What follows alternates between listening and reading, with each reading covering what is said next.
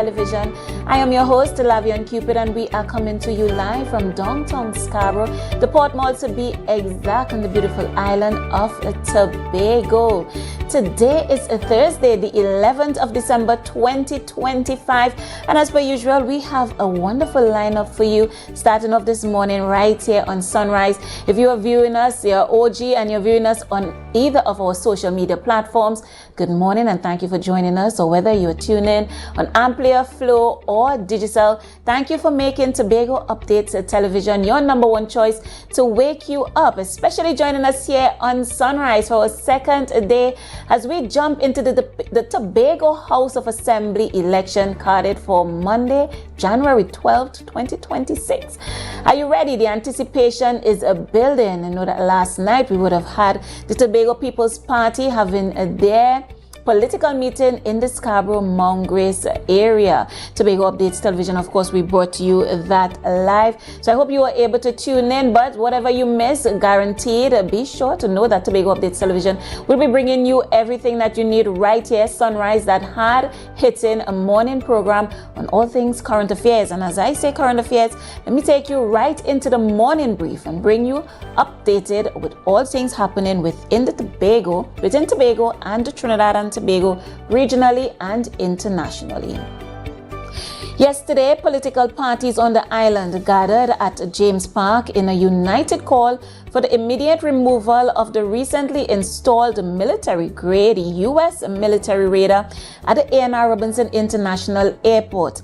Political leaders of the Innovative Democratic Alliance, IDA, People's National Movement, PNM, and Class Action Reform Movement demanded transparency and safety in the face of geopolitical tensions. IDA's political leader Denise Soyafat Angus said should a war break out, as the equipment will make Tobago a target, and called on the current sitting Farley Augustine-led administration to clear the air on the matter. Back in the front line again, well, I don't think it ever went anywhere, right? That controversial radar that is being dubbed the secretly installed radar at A&R. Last night, the Tobago People's Party political meeting in Scarborough Mount Grace, incumbent Assemblyman and Secretary for Infrastructure Trevor James called on Tobagonian-born Minister of Works and Infrastructure Jerlene John to advocate for the development of the place of her birth.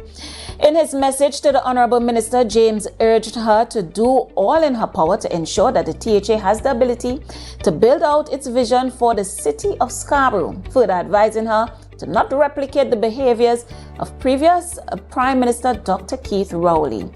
I saw there that incumbent Assemblyman Trevor James, he was speaking on the recent diplomatic trips to the UAE, where you would have seen the Foreign Affairs Minister and also Infrastructure Minister Jerlene John making collaborations for the United National Congress, the sitting central government administration. Great plans for the Port of Spain, for the city of Port of Spain. The People's National Movement opposition dubbed it the Dubai of Trinidad. Big plans, but he's saying if you went to the Middle East to discuss the UAE, those great plans for the city of Port of Spain, what's happening with the city of Scarborough. So as a Tobagonian born, let's see what will happen in the future. In preparation for the January 12, 2026 Tobago House of Assembly election, the Division of Community Development, Youth Development and Sport has announced the temporary closure of 4 multi-purpose facilities on the island, namely Glamorgan, Calder Hall, Lambo and Buku multi-purpose facilities. In a statement issued yesterday, the division explained that the temporary closures are necessary to accommodate ongoing works by the Elections and Boundaries Commission, adding that the centers will remain out of service from Monday, December 8th, 2025 through Friday, January 30th, 2026. Up next, Yesterday, officers of the Tobago Division of the Trinidad and Tobago Police Service intensified their road safety and crime prevention efforts, conducting a focused traffic operation in the Scarborough area. Officers issued more than 14 fixed penalty notices for various traffic offenses during the exercise. One driver was also arrested after being found behind the wheel without a valid permit and failing to produce a certificate of insurance. Police say similar operations will continue as they work to improve compliance and reduce dangerous driving on the island's roads. I know last weekend we had two serious road traffic incidents, no fatalities, but serious nonetheless. In some news of crime over in Trinidad, residents of Maloney Gardens were left shaken after a brazen late-night robbery carried out by 4 men dressed as soldiers attached to the Trinidad and Tobago Defense Force. The incident reportedly occurred at around 10:45 p.m. on Monday, December 8th at Building 12, Maloney Gardens. The assailants were armed with firearms and had their faces fully concealed with masks. The men reportedly identified themselves as soldiers but refused a repeated request to produce official identification. The victims and other residents were ordered to lie on the ground and subsequently robbed of $7,000 in cash. The suspects fled the scene in a marked TTDF vehicle bearing registration number 5TTR275, driving onto the Churchill Roosevelt Highway in an unknown direction. Investigations are continuing. Some very worrying and concerning developments there. Viewers, we're reminded that we are still under an SOE. We know that soldiers and the police, they have a specialized forces that they could put in place. And the thing is, when we can't identify who is and who isn't here to serve and protect, puts us in a very, very scary position. Moving over regionally in Jamaica. Following the devastation of Category 5 Hurricane Melissa, the Jamaica Consular Force is investigating real estate fraud, targeting victims of the natural disaster. Deputy Director of the Counterterrorism and Organized Crime Division, Acting Senior Superintendent of Police, Victor Barrett, said scammers were capitalizing off the people's tragedy. Barrett explained that scammers were using social media to exploit the urgent need for accommodation among persons displaced by the hurricane. The JCF are continuing with investigations. That's some disheartening news. We know that aid from all over the world, especially right here in Tobago, is being sent to Jamaica. So to know that there's fight internally is always a disheartening point. But I hope our brothers and sisters over in Jamaica, I hope that they rally around each other in this time and we hear less occurrences of scammers and so on.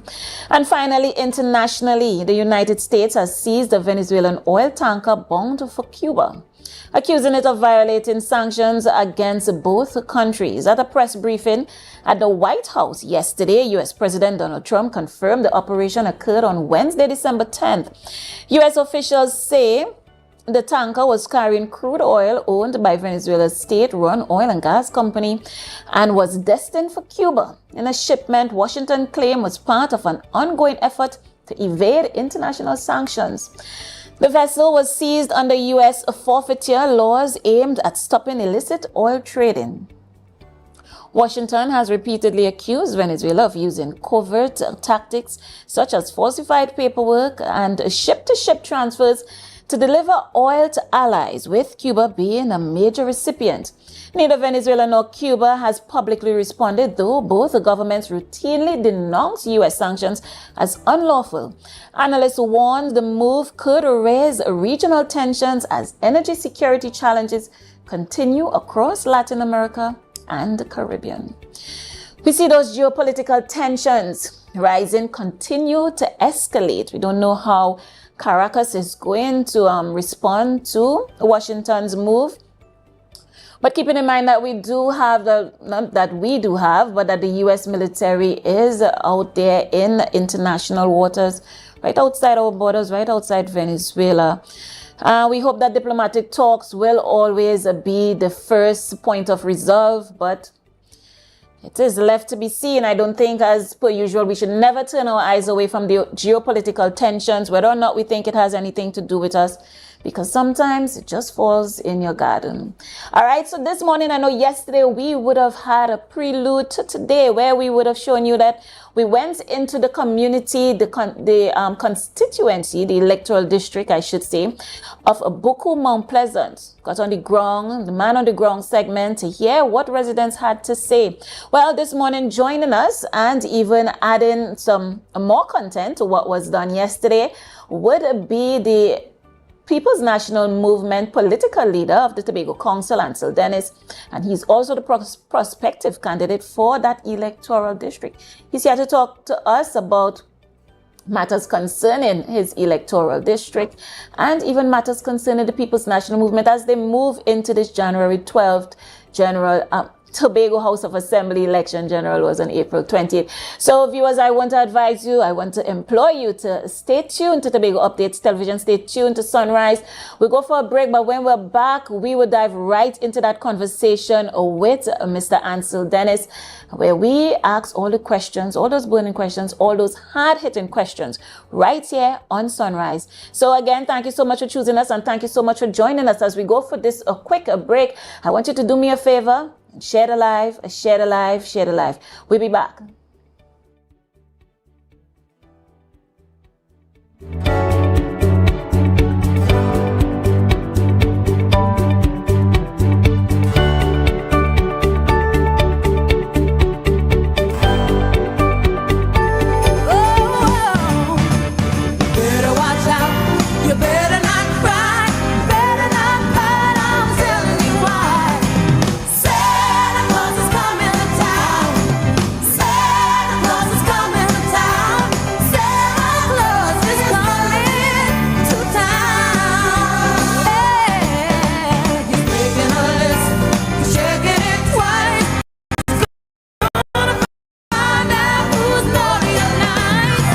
Restaurant that specializes in all your tasty local dishes for breakfast and for lunch. Breakfast includes coconut bake and sada roti served with chokers, bull joil and sausages in tomato sauce. Not forgetting beef and cheese pies, shepherd's pie, macaroni pie and rice in various styles. Meat served in a variety of flavors, garden salads and pasta salads. All this accompanied by fruit juices, coconut water, your choice of a great combination to appease your taste buds. So call us today to order as we are here to accommodate your busy schedules or if you are having a cooking day off.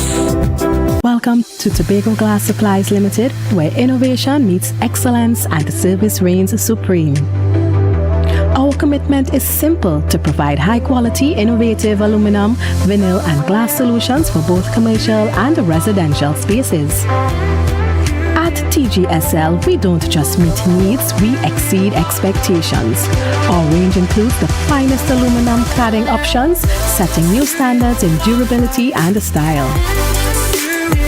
Driven by our passion to elevate, we aim to be the leading supplier in the Caribbean market while retaining our identity as a family-owned business. Because at Tobago Glass Supplies Limited, it's not just about products. It's about relationships. It's about you. Innovation, quality, service. That's Tobago Glass Supplies Limited.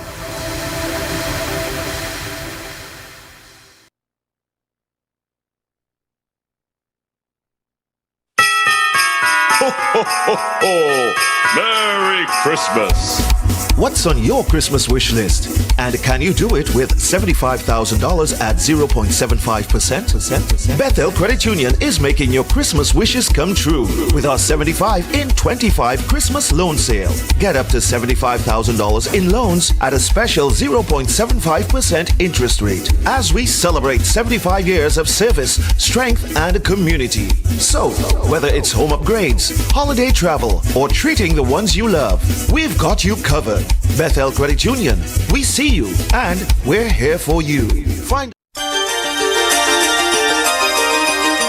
Ho, ho, ho! Merry Christmas, Trinidad and Tobago! Santa Claus is coming to Charon's at Lowlands Mall to stock up on all the goodies for good boys and girls. I'm checking my list, and Charon's has everything I need. Christmas decorations, curtains, toys, and so much more. And the best part? The best prices in town. So hurry down, folks. Visit Charon's today before the shelves are empty. Ho, ho, ho! Charon's at Lowlands Mall, where Christmas shopping starts.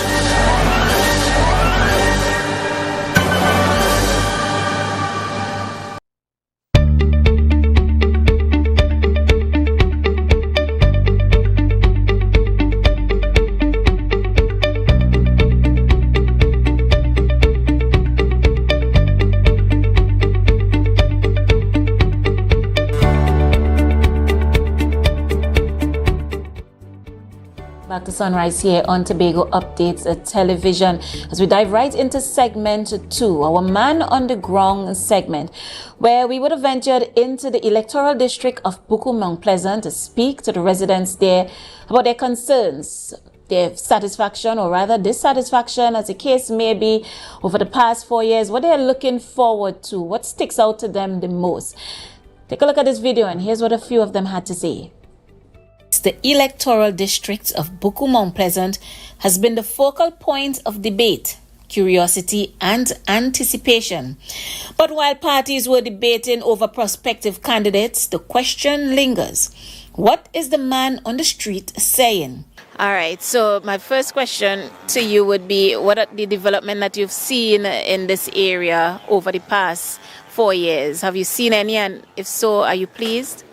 To tell you the honest truth, a little, and you still have to be grateful in wherever you see, because there are a lot of places that you ain't getting nothing, you ain't getting no improvement, you ain't getting no changes, so you still have to appreciate the little that you get. But to be honest, me, I ain't pleased with a lot of things. You understand, for the past 4 years, I believe we've been moving forward slow, but a lot of other things could have been done.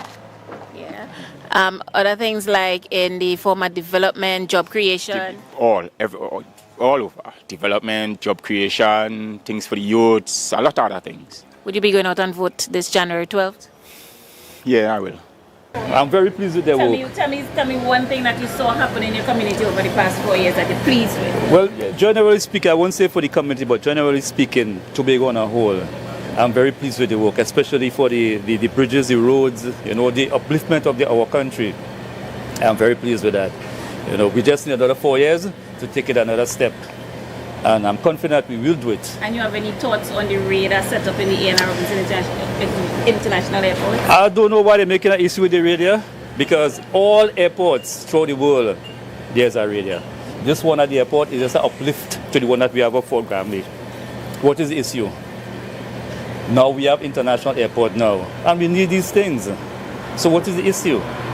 You see, they're trying to make it too political in the sense that because of Camilla. It's not the country, they don't like Camilla. And that's the issue. Just in your community, you're not seeing enough changes, tell me. No, none at all. First thing, I just do construction work. I'm a subcontractor. Since the 4 years, no change. I help them with Miss Knoll Secondary School, the hospital, the library. Right now, I'm just doing little house to house, small construction, and I find the government need to pull up the slack. All these 4 years, it's pain, you understand? Just working hard every day, and no benefits, you understand? So in your opinion, the construction sector in Tobago slow down? Slow, very, very. We need some form of, housing, billing, other opportunities. I want to see humping here. When the cars drive from the corner, they're flying like they're up in the air. It always have children in the road. Okay, I'm tired to ask for it. When they reach there, they fly. I said, it's what? So you see, if they get hump, the wind fly, they will slow down, let the children them pass, and they go about the business. That is all I want in here, you know. We get in water, we don't get garbage collection, the road and them that's clean. So that is the most thing we want in here. We had Ansel Dennis for sure, but then we had so much happening with Mr. Dinoon over the TPP side. My question to you is, are you pleased with those two candidates, major candidates that will represent in your area? Well, I am a bit disappointed that Mr. Dinoon jumped out at this last minute. If he had jumped out before, I wouldn't have a problem with it. But you were there. I'm sure you would have known all the P&M plans that they were making because you were the chairman of the West or wherever it was. So you would have all the inside information. And then you jump over to the other side. So that, of course, you're going to create the information over there and give them. So that was bad. We want development in the community. We have a football field here. Right now we can't even go and play football here because it's a swamp. How long they say they come in and fix a football field? Come on, party and never fix a football field. We want the best football field in Tobago and they just won't develop it. The person that had before, it wasn't like we. He was just an elder, you understand? Just know we little boy, but my boy here, he grew up with we. Just like how we will be out here, he will be out here with we. And you believe Mr. Dinoon will represent fully? Understatement. Will is an understatement, I know I tell you. I always vote. You always vote? Always. I always vote. I love to vote, you know why? To give the rightfulness. To speak about the rightfulness, to do the rightful thing, to do the rightful thing. I always vote. I love to vote. I love to vote. In the end, it was clear that Buku Mount Pleasant can be counted as a marginalized seat in the upcoming election. The coin toss is up for grabs. When asked to speak to the issue of the two leading candidates in the area, many villagers were reluctant, with some saying the topic was a ticklish one, leaving any and all speculation to the fateful night of Monday, January 12th. Street, Buku Mount Pleasant, they had their say. Again, viewers, be reminded that we have on this morning the People's National Movement prospective candidate, former Chief Secretary Ansel Dennis. And we're going to go for a quick break, but we're going to be right back and we're going to dive into conversations with him on this issue. So stay tuned. Do me a favor in the meantime. Share the live, share the live, share the live. This Christmas, Santa isn't the only one checking his list. At Lambo Credit Union, we're helping you give the gift that truly lasts. Introducing our Christmas Share Certificates. A gift of saving, a gift of security, a gift of love. Whether you're starting small or saving big, every share brings you closer to your dreams. Share Certificates starts as low as $100 up to $1,000 in share value. A Christmas Share Certificate isn't just a gift, it's a legacy, a promise, a head start for the ones you love. Give the gift of financial freedom this Christmas. Visit either branch of the Lambo Credit Union or call us at 639-5060 to learn more today. Lambo Credit Union, always here for you.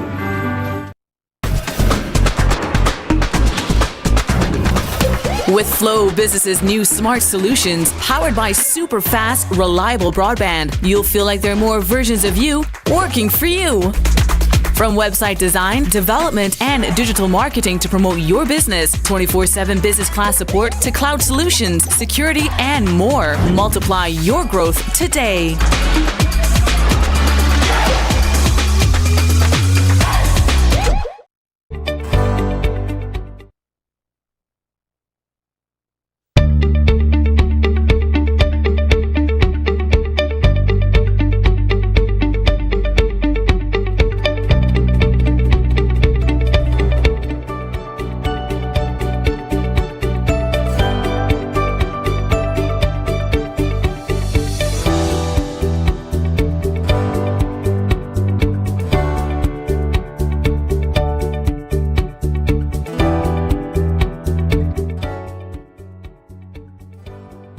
Viewers, welcome back to Sunrise here on Tobago Updates Television. We'll dive right into the conversation this morning with People's National Movement political leader of the Tobago Council and also the prospective candidate for the Buku Mount Pleasant electoral district. Mr. Dennis, good morning. Welcome. Are you hearing me? Yes, I'm hearing you. Good morning to you and good morning to your listeners and viewers. As usual, I was there up to yesterday. It's happy to be here again this morning. Thank you so much. Diving right into the conversation, you would have seen the prelude video of the persons within your electoral district. I want to ask you, there are two issues that residents would have raised, one being the hump in the road, one a female resident, and also residents in the Mount Pleasant area speaking on the field. Those issues were issues that were already there even while you were elected. Could you speak to why those issues were never dealt with? Well, the first one in terms of the hump, I'm not aware that which street you were on. It looks like somewhere in Carroll Gardens. But I'll come back to that in terms of the specifics of that. In terms of the field, you appeared to be at the Mount Pleasant Recreation Ground. That ground was actually well maintained, well lighted, and always available as far as I'm aware during the period. I think it was constructed sometime during the 2009, thereabout, to 2013 term. By the time I came in, that pavilion and so on was already constructed, and it was always available to the people of the district. I remember the Kami Mount Pleasant Football Club had it as their home ground for training purposes. The guys will sweat late into the night.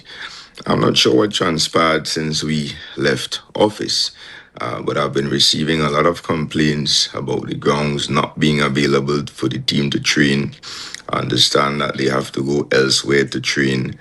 I'm not sure what is the situation with the lights. The pavilion itself as well seems to be poorly maintained. But that's the story across Tobago.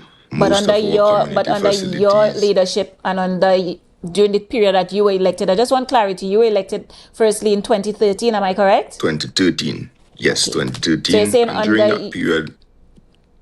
So you're saying under your leadership it was available, and the flooding issue at the grounds. Well, I think the flooding issue existed, but in terms of the overall maintenance and availability of it, it has always been available. The flooding issue might be a long-standing one, and that requires us to simply relay the ground, backfill it in some areas, put in drainage, and to ensure that there is proper runoff whenever there is rainfall. And that is something I'm committed to doing in the future. All right. But more importantly than that, we have to ensure that all grounds across Tobago, all sporting facilities are properly maintained and always available for the use of our sportsmen and women. I want to hit on a topic of contention, a flag that I see you carrying, and one I see you carrying all the way through the U.S. radar at the A.N.R. Robinson International Airport. I want to ask you bluntly, sir, is this the People's National Movement THA election zipline issue, or is this an issue that you are advocating for sincerely for the safety of the people of Tobago? Well, our campaign is about putting Tobago first again, because we are contending that over the last 4 years, Tobagonians and Tobago have moved to last place, and we're about putting Tobago first again. And if that radar issue falls neatly under that slogan, then so be it. But the most important thing for us is to put Tobago first again. Now, I paid attention to what the gentleman had to say about the radar, and unfortunately, he is grossly misinformed. That radar has nothing to do with an airport upgrade. It has nothing to do with airport infrastructure. It is not a civilian asset. It is, in fact, a military asset. In fact, the current airport terminal utilizes a working civilian radar that provides all the services needed, and there is no need to install a new one with this new terminal building that they refused to open in the first place. So some persons are grossly misinformed, and we will continue to speak out on the matter, and we will continue to ensure that as far as possible, we put the accurate information into the public domain. Given the mandate by the Tobago people, sir, you are elected, you sit in the office of the Chief Secretary. They will have a United National Congress central government. And it's you like this, one that is burning in the minds and hearts of the people of Tobago. What kind of action do you see yourself, your administration, within the realms, of course, that you are able to take in to alleviate this fear, this tension that the people might have? I think the first important thing for any chief secretary in that position is to make your position very clear on the matter. And of course, your position should be in tandem and in line with the position of the people of Tobago that you're leading. And it's very clear that Tobagonians are extremely concerned that we do not want such a development on this island. We're a peaceful people. The region, by extension, has been a peaceful region for many years, and therefore we do not want any militarization of our island to fulfill any agenda or any objective of any foreign power. So it's important to make that position very clear, and also to rally the people to take all legal steps to make our voices heard on this issue and to apply pressure where it should be, which is squarely at the feet of Mrs. Kamala Persad-Bissessar, who is the Prime Minister, who is the one that I believe sanctioned this decision. I believe there has been some agreement with the United States government on this issue, and the fact that this took place behind our backs, without our knowledge, very sneakily, then I would have spoken clearly and loudly on behalf of the people of Tobago and demand that this situation is resolved. And it's important as well to get the people involved, and I'm not calling on people to do anything illegal, but to let our voices be heard. There is power in the voices of the people. All right. I saw you said yesterday at the united call by multiple parties at James Park that on this issue you are willing to put down party color and unite on this forum. If you could just give me a bit on that, of how that went yesterday. Well, it went well. I was happy to see the political parties on the island willing to come together on this issue. And I'm saying it has to go beyond political parties as well. I actually made that call at the very first press conference we had, which was some 2 days after the radar was installed, or when we realized it was installed. I think it's important for all Tobago leaders, religious leaders, leaders of business organizations, leaders of civil society organizations generally, to come together and speak with one loud voice on this issue. It is damaging to our reputation as an island. We're seeing the impacts on the tourism sector already. We're having a number of cancellation across the tourism sector. I myself, I have an Airbnb business operation, and I'm seeing the cancellations because people now believe that Tobago is entangled into some wider conflict, and not just Tobago but Trinidad and Tobago, and therefore that impacts on people's willingness to come to Tobago, which has always been a peaceful island to rest, relax, and experience our culture. All right. So tell me, Mr. Dennis, at the Tobago People's Party launch, Chief Secretary Fali Augustine, speaking on the issue of your former colleague, Keegan Dinoon, and now your competitor within that constituency, he said once Mr. Dinoon is elected, it will be your political death. I want to know, what are your comments on that, and how do you feel running head-to-head against Mr. Dinoon? Well, I'm not going to comment again on Mr. Dinoon and his choice. I've said not time the choice, and time sir. again. Not the choice, sir. Not the choice. Not his choice on moving over. But how do you feel running head-to-head against somebody who would have had intricate and information on your party's run-ins, probably even your plans to go into this election? Extremely confident. The plans were going to be made public anyway, right? So extremely confident. Again, this election isn't about any one specific candidate. It's not about me. It's not about anybody. This election is about the people of Tobago and what we've experienced for the last 4 years. And Tobagonians must make the call as to whether they are satisfied with the last 4 years or not. And if they're not, we are presenting ourselves as a very, very viable and decent option for the governance of this island going forward. We're going to focus on our plans. We're going to focus on the future of Tobagonians. We're going to focus on how we're going to uplift the lives and livelihoods of the people of Tobago. And therefore, I'm not concerned about anyone's political debt, even mine.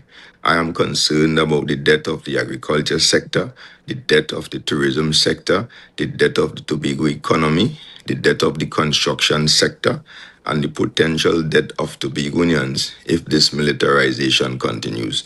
That's the only debts I'm concerned about.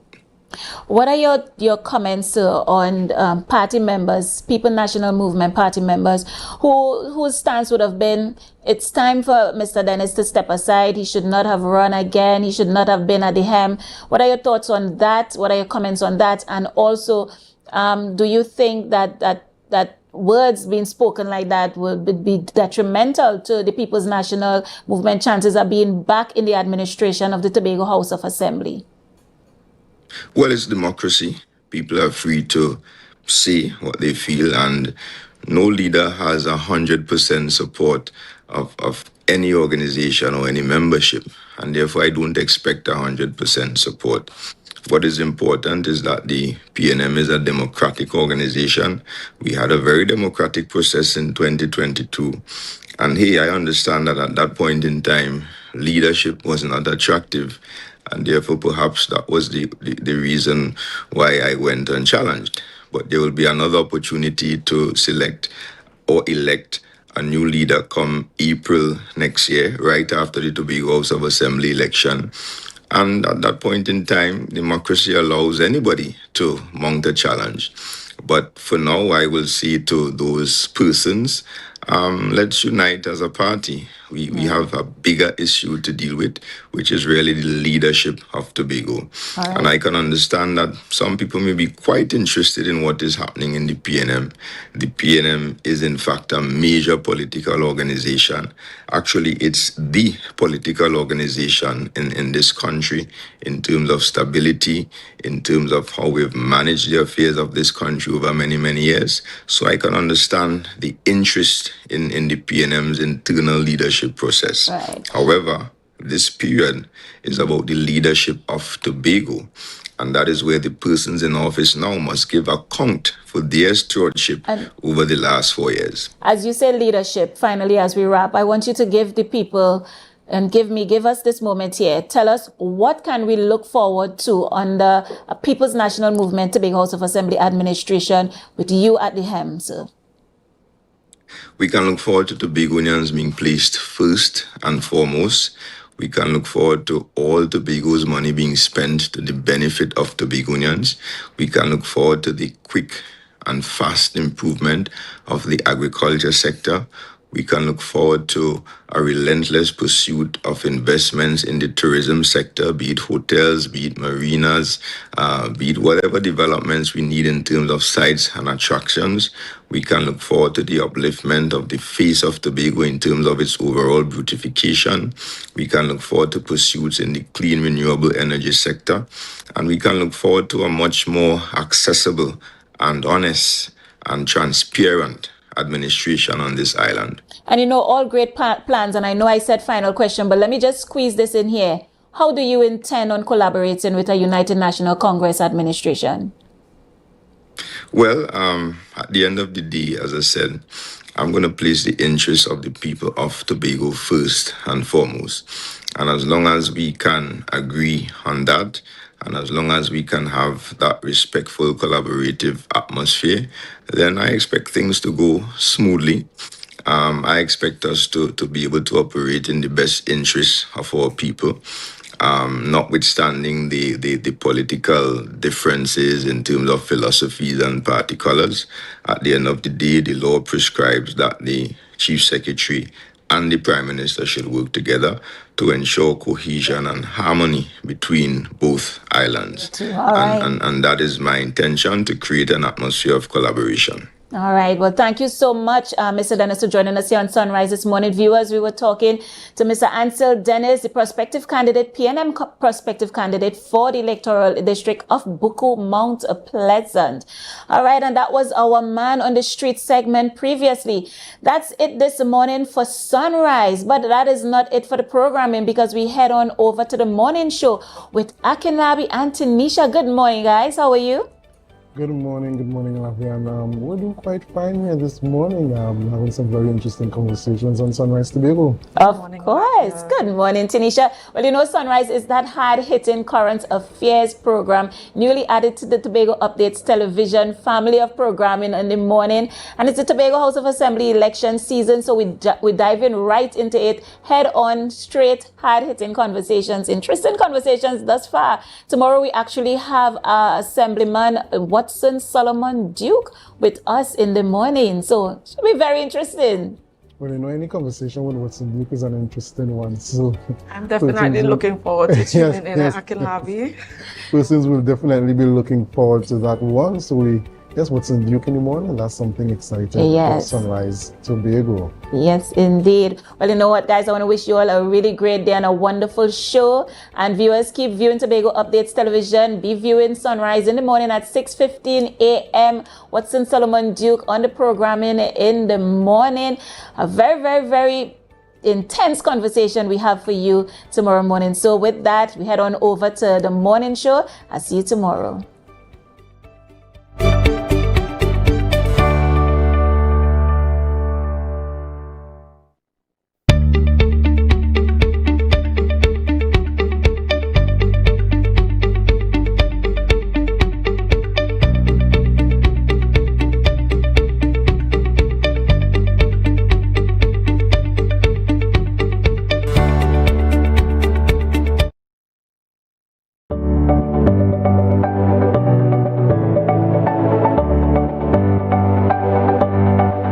Welcome to Belgro's Funeral Home, where we celebrate life's precious moments. From the moment you enter our doors, you're met with kindness and care. Our reception area is designed to be more than just a waiting room. It is a place of calm, thoughtfully created to ease the weight of grief. In our private conference room, conversations are guided by empathy. Here, our client experience coordinators sit beside you, not just across the table to help plan a service that truly reflects your loved one's story. Whether it's a traditional farewell or a personalized celebration of life, we take time to understand your wishes and offer thoughtful guidance.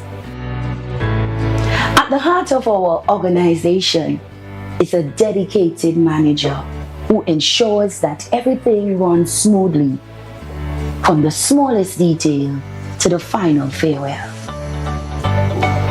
We understand that choosing a casket or a coffin is a deeply personal decision. In our selection room, we provide a calm, respectful environment where families can take their time and explore options that reflect their loved one's life, beliefs, and preference. Our spacious chapel is where memories are honored and lives are celebrated, designed with serenity and warmth. It provides a welcoming space for families and friends to come together in reflection and remembrance. For families choosing cremation, we offer on-site professional cremation services in a setting that upholds dignity, peace, and confidentiality.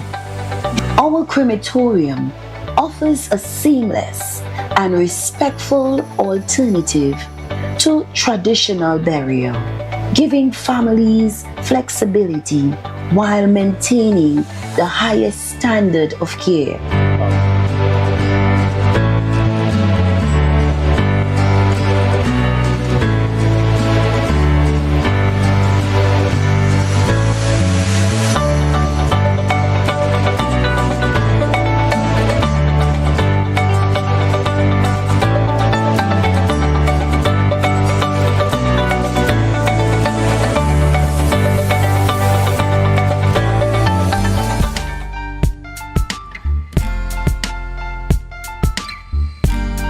Put a smile on your face when you're moving from place to place. Good morning, good morning, morning, good morning, morning.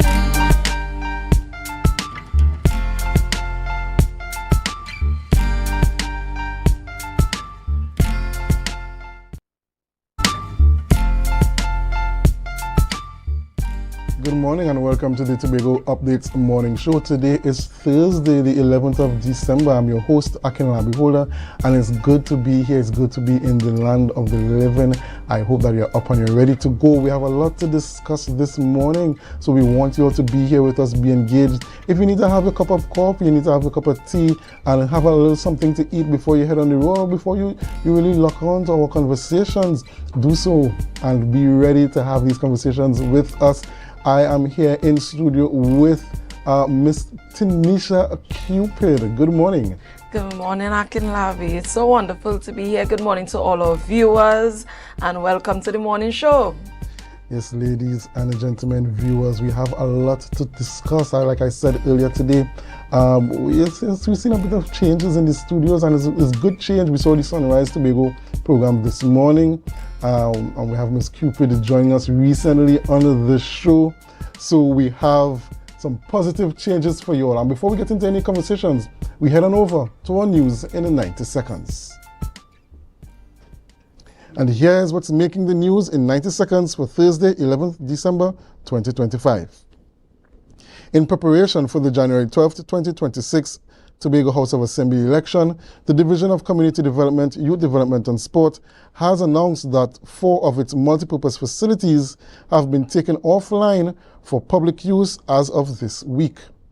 In a statement issued yesterday, the division explained that the temporary closures are necessary to accommodate ongoing work by the Elections and Boundaries Commission, the EBC. The centers will remain out of service from Monday, December 8th, 2025 through Friday, January 30th, 2026.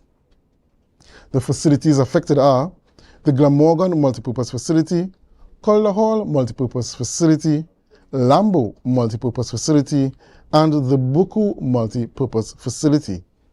Residents seeking information on other community spaces that remain open are encouraged to reach out to the Department of Community Development during their regular working business hours.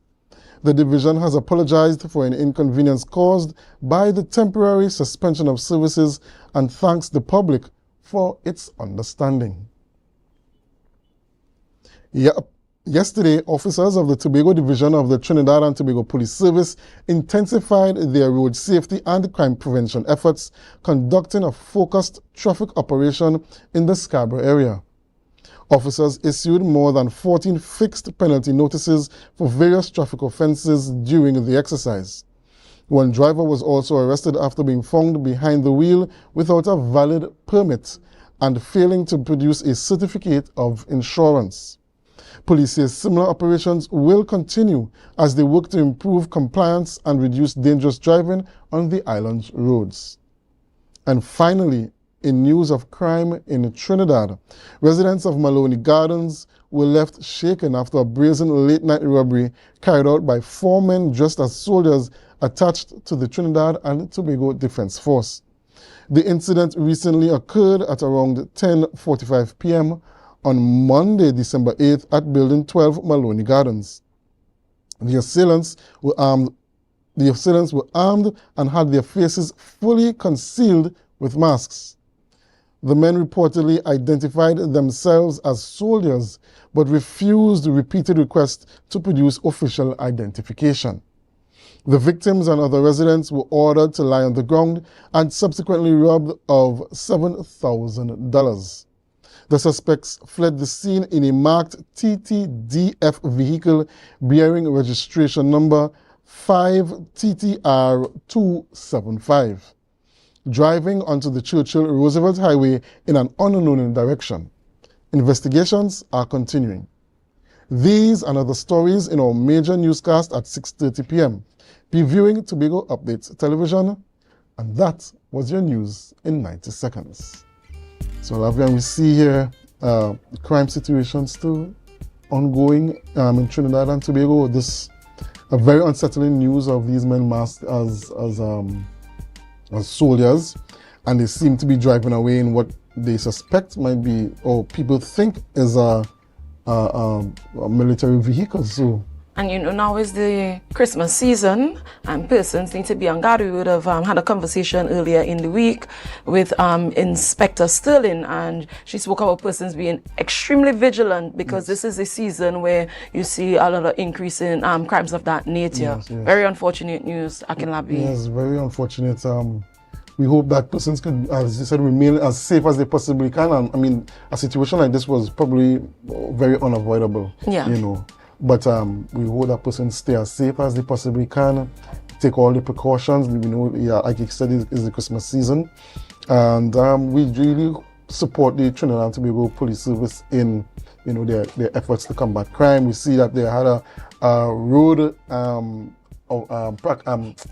exercise in Tobago here, and we very often ticket share for so. We very often complain about these tickets. We very often complain about these tickets being given, but following the road rules is a part of law and order in Trinidad and Tobago in any society. Right. That's right. And the police is well within their rights to try and maintain law and order on our roads, I should say rather. Yeah, and we encourage all persons to follow the law.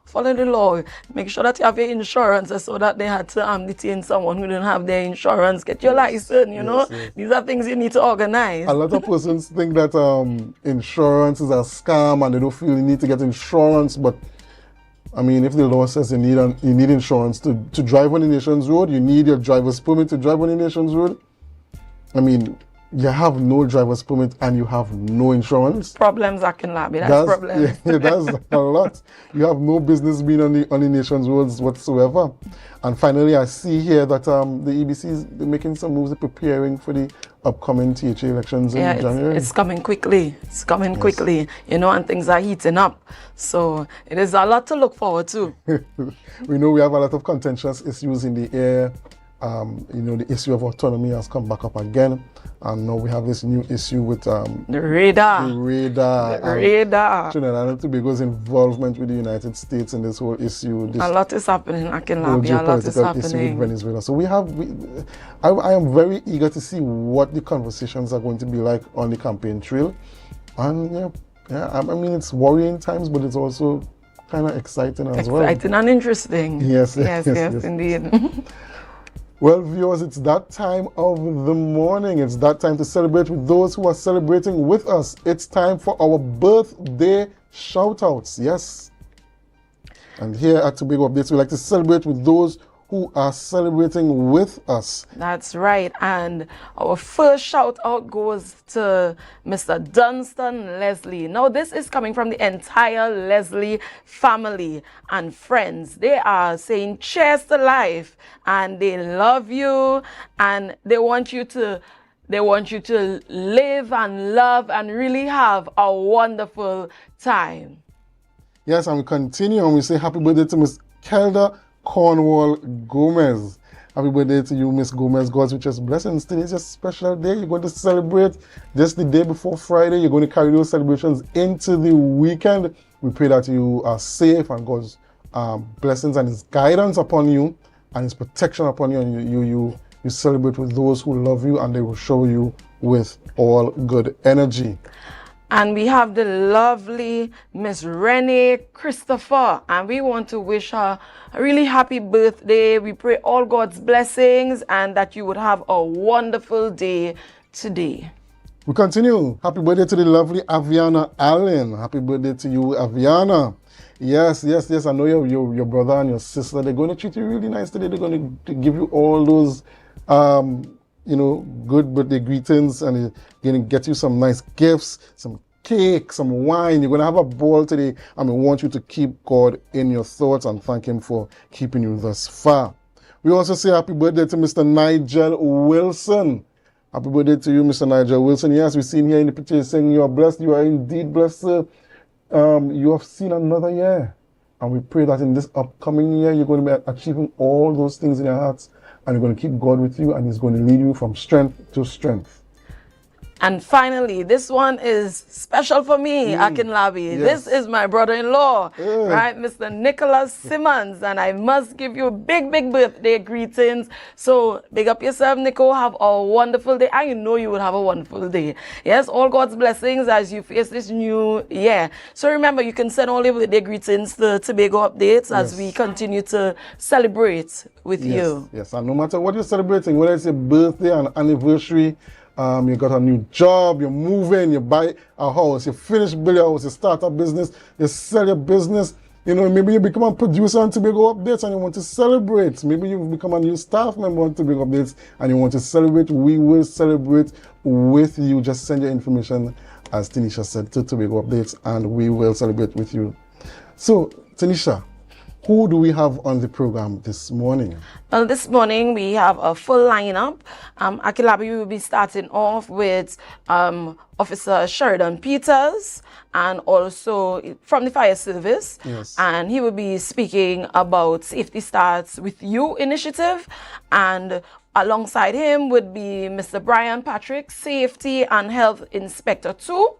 Yeah, and then we head straight into some celebratory news with the principal of the Bishop's High School, Miss Cindy Ramnarayan, and the appearance and former president of the Bishop's PTA, Ms. Rhea Roberts McCletchy. They will be speaking about the recent awards from the Chief Secretary Award Arts and Film Competition and BHS Jingle and Mingle Christmas Market. And then we're going to end strong with Mr. Edie Stewart, and he is the president of the Trinidad and Tobago Registered Nurses Association, TTRNA, and we are speaking about Tobago nurses from critical to stable conditions. We're speaking about the letters of permanency that were distributed on Tuesday to over 300 nurses on the island. Right, so we have a very interesting lineup there.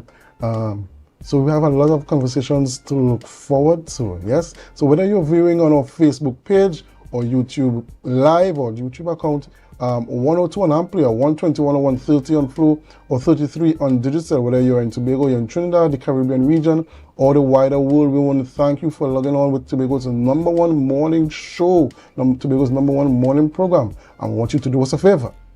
Share the live, share the live, share the live. When we come back, we'll begin our discussions.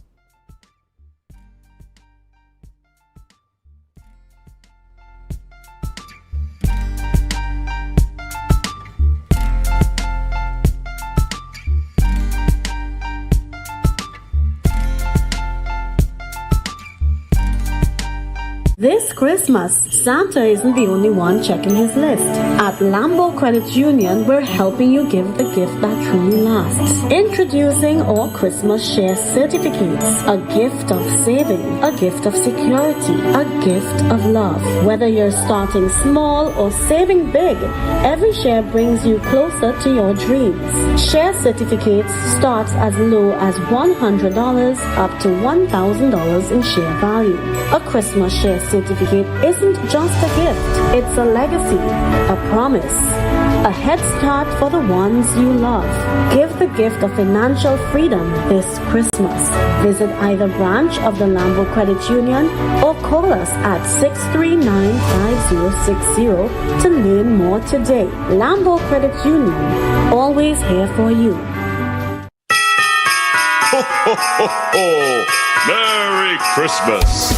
What's on your Christmas wish list? And can you do it with $75,000 at 0.75%? Bethel Credit Union is making your Christmas wishes come true with our 75 in 25 Christmas loan sale. Get up to $75,000 in loans at a special 0.75% interest rate as we celebrate 75 years of service, strength, and community. So, whether it's home upgrades, holiday travel, or treating the ones you love, we've got you covered.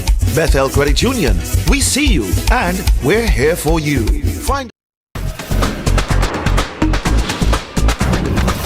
With Flow Business's new smart solutions, powered by super fast, reliable broadband, you'll feel like there are more versions of you working for you. From website design, development, and digital marketing to promote your business, 24/7 business class support to cloud solutions, security, and more. Multiply your growth today.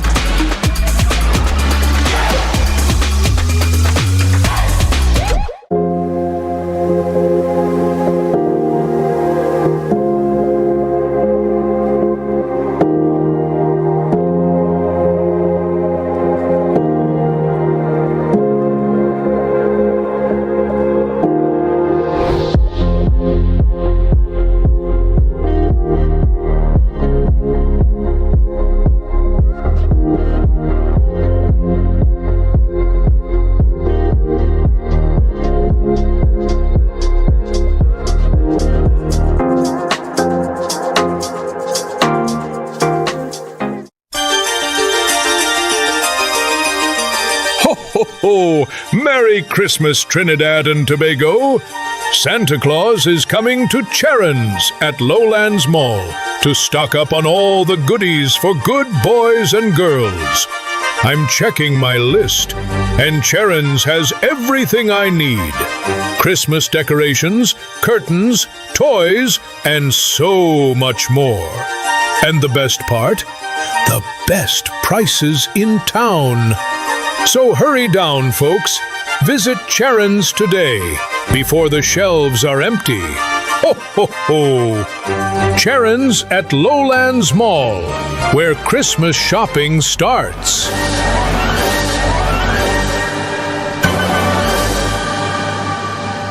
Tobago!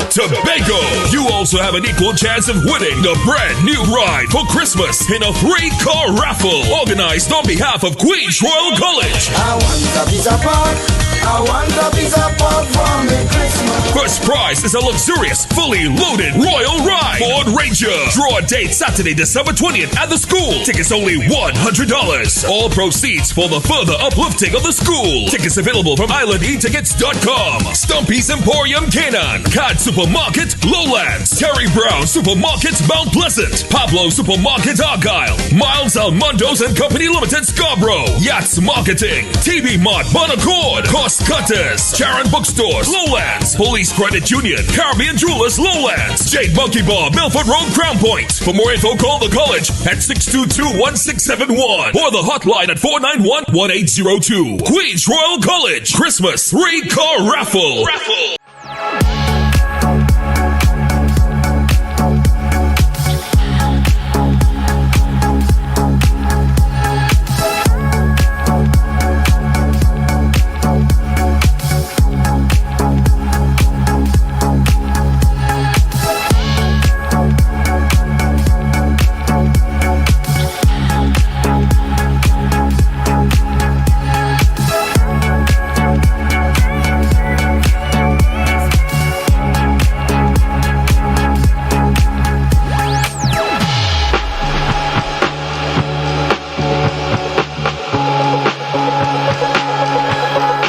Welcome to Tobago Glass Supplies Limited, where innovation meets excellence and the service reigns supreme.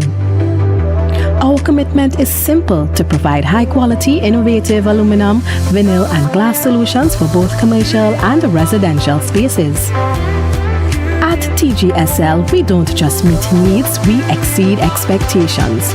Our range includes the finest aluminum cladding options, setting new standards in durability and style. Driven by our passion to elevate, we aim to be the leading supplier in the Caribbean market while retaining our identity as a family-owned business. Because at Tobago Glass Supplies Limited, it's not just about products. It's about relationships. It's about you. Innovation, quality, service. That's Tobago Glass Supplies Limited.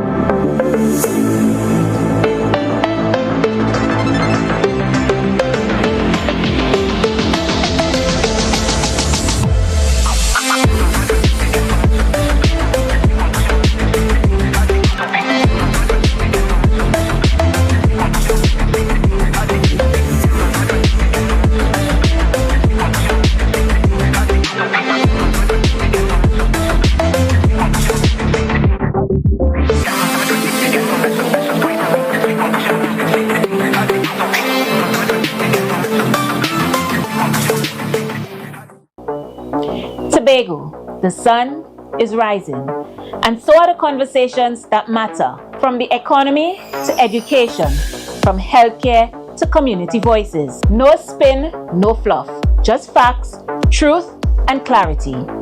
Join me, Lavian, as we cover the issues that shape our lives, the stories we can't ignore. We bring them to the table and ask the questions you want answered. It's Christmas time again, and if you're looking for somewhere to get all your Christmas decorations, you'll find the right place.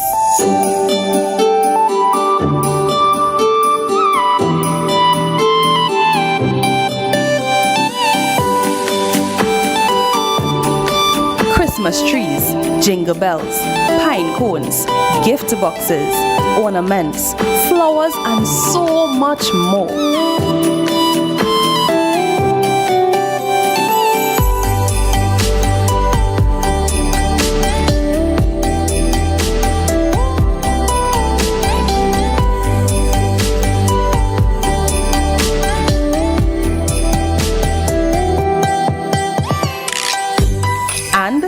Tis the season to give.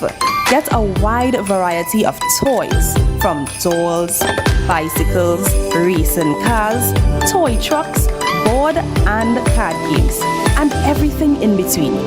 Get your gift wrapping paper and gift bags too. Whatever decorations you need this Christmas, we have it at Terrific Ideas.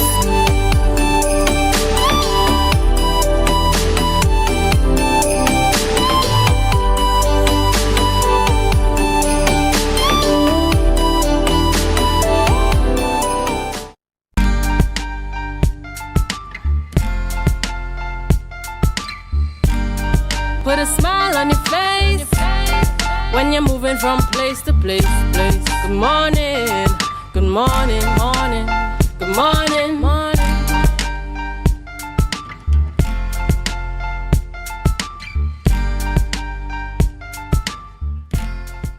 Good morning and welcome back to the Tobago Updates Morning Show. And I have in studio with me Mr. Sheridan Peters, who is the Fire Station Officer in the Fire Prevention Unit of the Tobago Division of the Trinidad and Tobago Fire Service, as well as Mr. Brian Patrick, who is the Safety and Health Inspector 2 with the Occupational Safety and Health Agency, OSHA.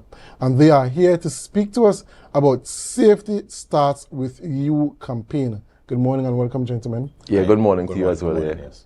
Okay, so Mr. Peters, let's start off. What is this Safety Starts With You initiative?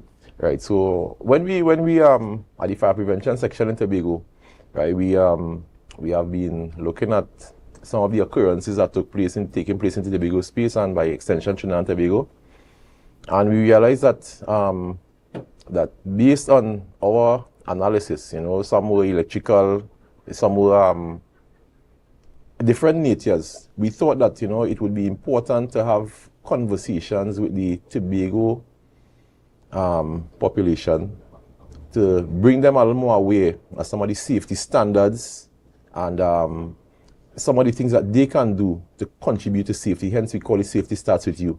Because a lot of times, we look into the fire service for help, we look for different agencies, for assistance, but a lot of the things that happen is because of a lot of times persons may not have necessarily taken all the necessary precautions and done the things that they could have done to really make themselves a little more protected from preventable occurrences. So then we reached out to the different agencies. We have Mr. Patrick here. We also work very closely with OSHA. We reached out to them. Right? We reached out to NP and TNTech Electrical Inspectorate. And we started to have conversations about safety in the Tobago space. Right? And we thought, well, we can do a collaborated approach.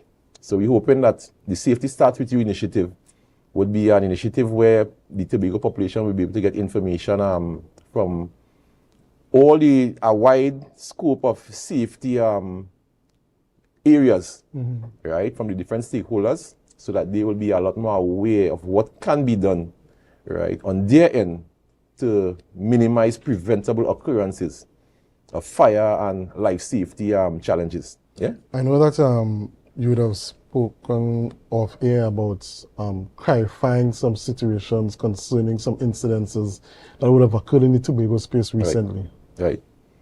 Well, I think you're referring in particular to the LPG occurrences. Yes. Right. So NP really is the agency that is the professionals on LPG. But from our standpoint, I just would like to say that based on the incidents that would have occurred, right, that we would have investigated, because we have our investigative role as well, we realized that the incidents that would have been of a nature where there would have been either defective or improper fittings used that would have caused or created the scenario for the little igniting of the LPG gas. Right? So far, I have not, in my time in the fire service, I have not experienced an exploding LPG cylinder, which is different to the information that is out in the public, through some of the, media and other means, the general information. Right? So we're hoping that during this campaign, right, once we can get the personnel from NP on board, they can also come and bring a little more clarity to the Tobago population, and even from our standpoint as well, from our investigative and our fire service standpoint, we can share what little information we have to bring some comfort, but also bring persons aware to some of the things that they can do to minimize or prevent these type of occurrences. And Mr. Patrick, I want to bring you into the conversation concerning the Safety Starts With You initiative. How does your role as Safety and Health Inspector fit into this initiative? Well, from the angle of the OSH agency, we mainly conduct inspections, we do accident investigations, we attend to complaints, we also do stakeholder awareness. And we partner closely with fire service at times in executing some of those duties. And when we heard of this particular initiative, we thought that we could actually play a great role to ensure that we can continue to engender that aspect of preventing accidents in the workplace, preventing hazards from actually causing harm to persons in the workspace. And as Mr. Peters alluded to, prevention, one of our main aspects when we do the inspections as well is that we advocate risk assessments. And once you advocate risk assessments, it means that the employer in the workspace has an absolute duty to conduct these risk assessments. And once you're able to conduct these risk assessments that are suitable and sufficient in content, then it allows for you to find those preventable ways so that you can actually avoid hazards from causing harm. So when we heard of the initiative, we thought that we can actually partner with them to ensure that we can spread that message of prevention of hazards in the workspace. And this whole initiative, what is the time space over which it's going to happen, is going to take place, and what could persons expect out of the initiative in terms of the elements of the initiative? Right, so what we're hoping to do with this initiative, right, we're hoping to make some media stops, right? So we're hoping to make some stops to a couple of the media houses, right? We're hoping that Tobago Updates will welcome us back again to have an open conversation. Of course. tell our producer and he will organize, man. Right, so we will ensure we have a conversation with the producer, right? So we're gonna have a conversation with the Tobago population in a little more in depth, right? At various media houses, both maybe television and radio. We're hoping to do some social media clips, right? That will be out sometime, hopefully very early next week. Right. That will be circulating. I hope it will be will go viral in the Tobago community to bring some awareness. And subsequently, we are in the process of working on doing a documentary also with Information Division, where all the various stakeholders will be able to put the information out there in a documentary form as well. So that will be available sometime in the not too distant future when everything goes according to plan. And so we're hearing about all these things, and it's really good. But in terms of like perhaps engaging with the schools, engaging with businesses, the different divisions, that kind of thing, is that in trade as well? Well, not for this particular initiative, right? For this particular initiative, we were unable to go that far. So we took a media approach with the hope that it's going to take a wider, because based on what we have realized, even in our conversation at Fire Prevention, and even with us as the stakeholders, we on a continuous basis interact with the various communities, schools, because public education is part of our mandate at the Fire Prevention section. I know the other agencies, including, well, they also engage in public education in some form or fashion as well. Right, so we interact with schools, we interact with the business community as well, we interact with different organizations and agencies on an ongoing basis. But in this instance, we thought that in order to get a little more reach, because based on our physical capacity, the amount of persons that we have at our disposal to do these physical interactions, we thought that the media approach could be a little more, we could have a little further reach. So this initiative in particular is a media initiative, right, where we can hope to reach the Tobago population with, our effort could have a little more reach than we would normally have by the physical interaction with the various agencies and institutions. Now, I know that you're doing this initiative during the Christmas period. Is it that in your experience as fire officers, safety officers as well, that you see an increase in incidents around the Christmas period? Yeah, there is some tendency to one in those commercial spaces, especially in the retail sector. Yes. You would find that the activity is actually increased in those spaces, and you may find that there are blocked access and egress spaces. So we want to ensure that you practice proper housekeeping.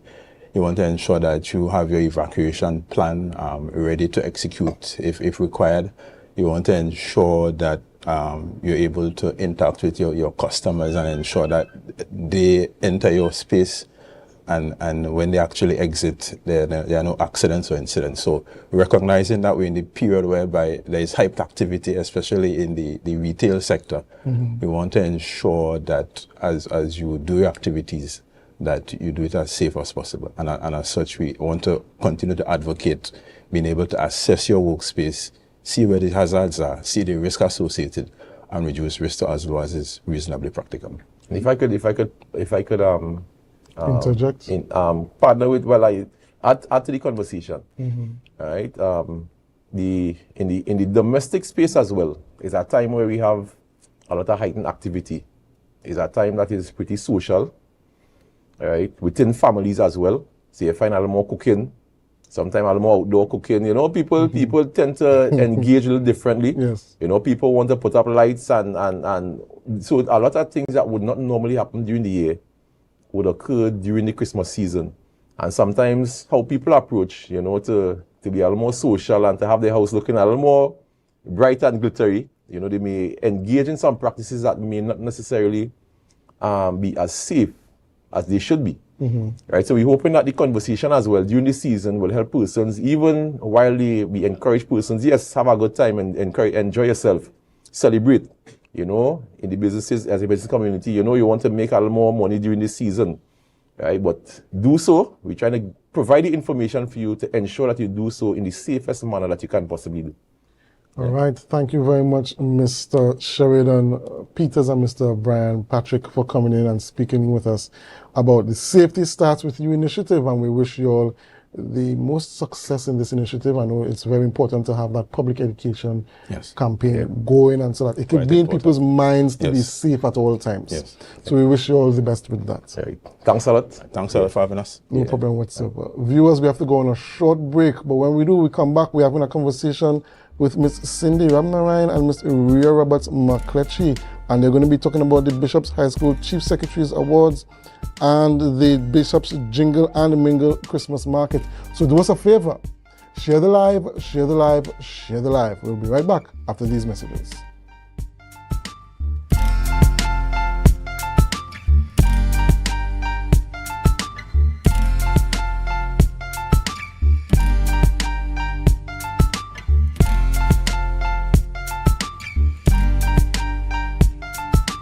Are you in a dispute with a registered investment service provider of the TTSEC? Or maybe you're the victim of an investment scam? You can lodge a complaint or submit an anonymous tip to the Trinidad and Tobago Securities and Exchange Commission. Download our Investor Protection app or go to ttsec.org.tt to access our complaint form or submit an anonymous tip. Write a clear summary of your complaint. Submit copies of supporting documents along with the originals for verification. Provide a copy of the feedback received from the entity regarding your complaint. All investor complaints or scam reports submitted by the public are acknowledged and reviewed by the TTSEC. Investigations are pursued based on the outcome of the review. Trinidad and Tobago Securities and Exchange Commission, protecting the interests of investors and the public. You invest, we protect. Everyone benefits. This Christmas, Santa isn't the only one checking his list. At Lambo Credit Union, we're helping you give the gift that truly lasts. Introducing our Christmas Share Certificates. A gift of saving, a gift of security, a gift of love. Whether you're starting small or saving big, every share brings you closer to your dreams. Share Certificates starts as low as $100 up to $1,000 in share value. A Christmas Share Certificate isn't just a gift, it's a legacy, a promise, a head start for the ones you love. Give the gift of financial freedom this Christmas. Visit either branch of the Lambo Credit Union or call us at 639-5060 to learn more today. Lambo Credit Union, always here for you. Ho, ho, ho! Merry Christmas, Trinidad and Tobago! Santa Claus is coming to Charon's at Lowlands Mall to stock up on all the goodies for good boys and girls. I'm checking my list, and Charon's has everything I need. Christmas decorations, curtains, toys, and so much more. And the best part? The best prices in town. So hurry down, folks. Visit Charon's today before the shelves are empty. Ho, ho, ho! Charon's at Lowlands Mall, where Christmas shopping starts.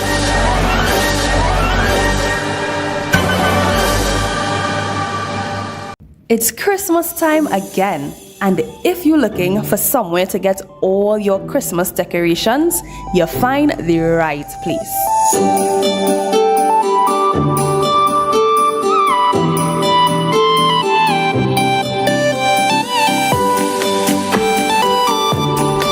Christmas trees, jingle bells, pine cones, gift boxes, ornaments, flowers, and so much more.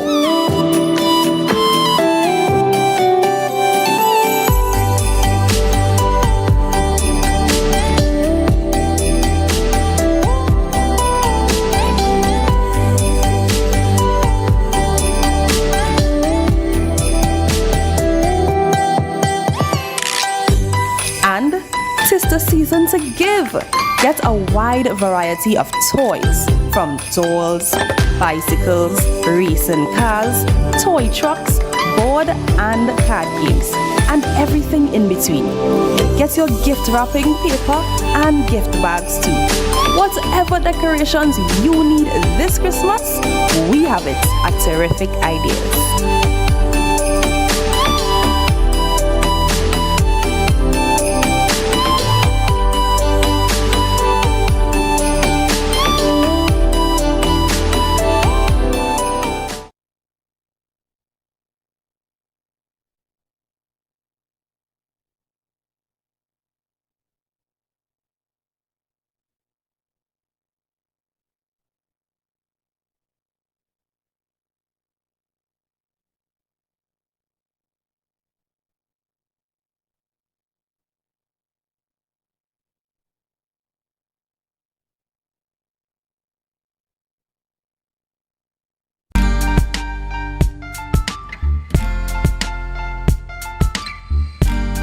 Put a smile on your face when you're moving from place to place. Good morning, good morning, morning, good morning, morning.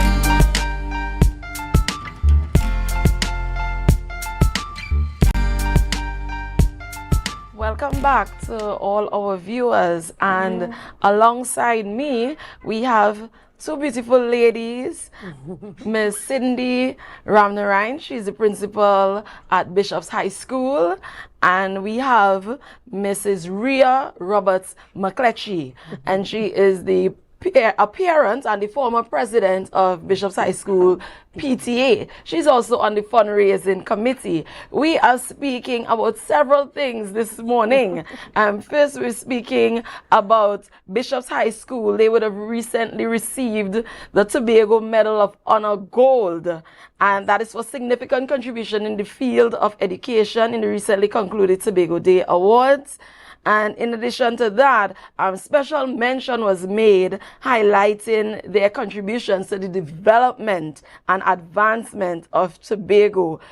Ms. Ramnarine, yes, welcome, and tell us about this award. I realize it is award season for Bishop's High School, so tell us about this. Good morning, Tanisha, and good morning to Tobago. Thank you for having us. So indeed, it seems that time for us. Remember, this is our 100th year, and we are very grateful to our island and for the bestowing us that honor, you know, the Medal of Honor Gold. We, as Bishop's High School, we were founded in 1925 and have been contributing to the development, the advancement of our island.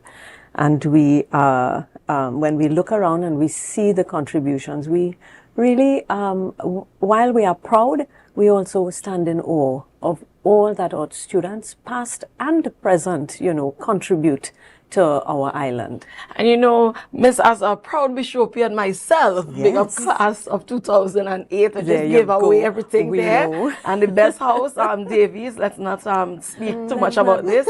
However, this morning. However, one love. However, Miss, you all made the merit list at Cape with 4 students, and in addition to that, you all also made the CSEC merit list with the only student, but they placed first throughout the Caribbean region. Yes, definitely. And then there was the invitation to Jamaica. Yes. And to top that off, Ms. Jolie St. John, she would have won the Regional Tourism Youth Congress title. So bishops have been doing a lot, right? Can you just speak briefly to these achievements? Yeah. Yes. So while we are very, very proud of our children and all that they have accomplished, I will tell you that this does not happen without teachers' dedication, and I want to add cooperation. Why cooperation? Because it's, while there may be specific teachers who will lead and ensure that the students do well, if it is on the merit list, their subject area, if it is with Jamaica, where we had our students participating in the Caribbean Child Research Conference in Jamaica, placing first and second, and winning 3 of the 4 special prizes there. So we went to Jamaica and just made a clean sweep up there. Sorry, and just like that. Yes, it is really teachers cooperating with one another, so that when children miss classes or they miss sessions and so on, that others understand and, assist the students in coming up. It's not just the teachers, it's even the students and their peers who help one another through buddy systems and so on. And definitely our parents who allow us to just take their children and, do so many things with them, and they contribute, they assist financially as well in order to make things happen. So it's a whole family thing that has to happen to make it. It sounds like that, and it actually is when you think about it. In any dream, you'll have the little issues that we work through, and we make it happen. And that's how the reality is. It's about really pushing and making it happen. So it's thanks to everyone on the ground. Lovely. So we transition from CSEC Cape and also from Jamaica and Barbados to right here in Tobago, where you would have claimed, Bishop's High School would have claimed top spots in the Chief Secretary Secondary School Art and Film Competition. The theme for this year's event was to be Ghanaian. Yes, to be Ghanaian. Right? And you all had Jaden Matson. Yes. He won the segment of the competition with a painting titled Get Your Goat Ready. Yeah? And that was a lovely painted piece. And then a new category emerged this year. Yes. And the film category, which saw Rachel Liz Otley, and she did a film called What Old People Say. And that is something that just speaks to the Tobagonian in us, what old people say. They always have something to say, miss. And so I want to find out how many students participated from Bishops? Right. So first thing I want to say big up to all our children at Bishop's High School and all our teachers. The competition, Mr. Crevell, the art teacher, would have led with the art aspect of it, and Miss Johnson led the film aspect of it. So we had 13 students participating in the art competition, and 2 participated in the film. And the both who participated in the film, Rachel came first, and then Christian and his team, they came third in the competition.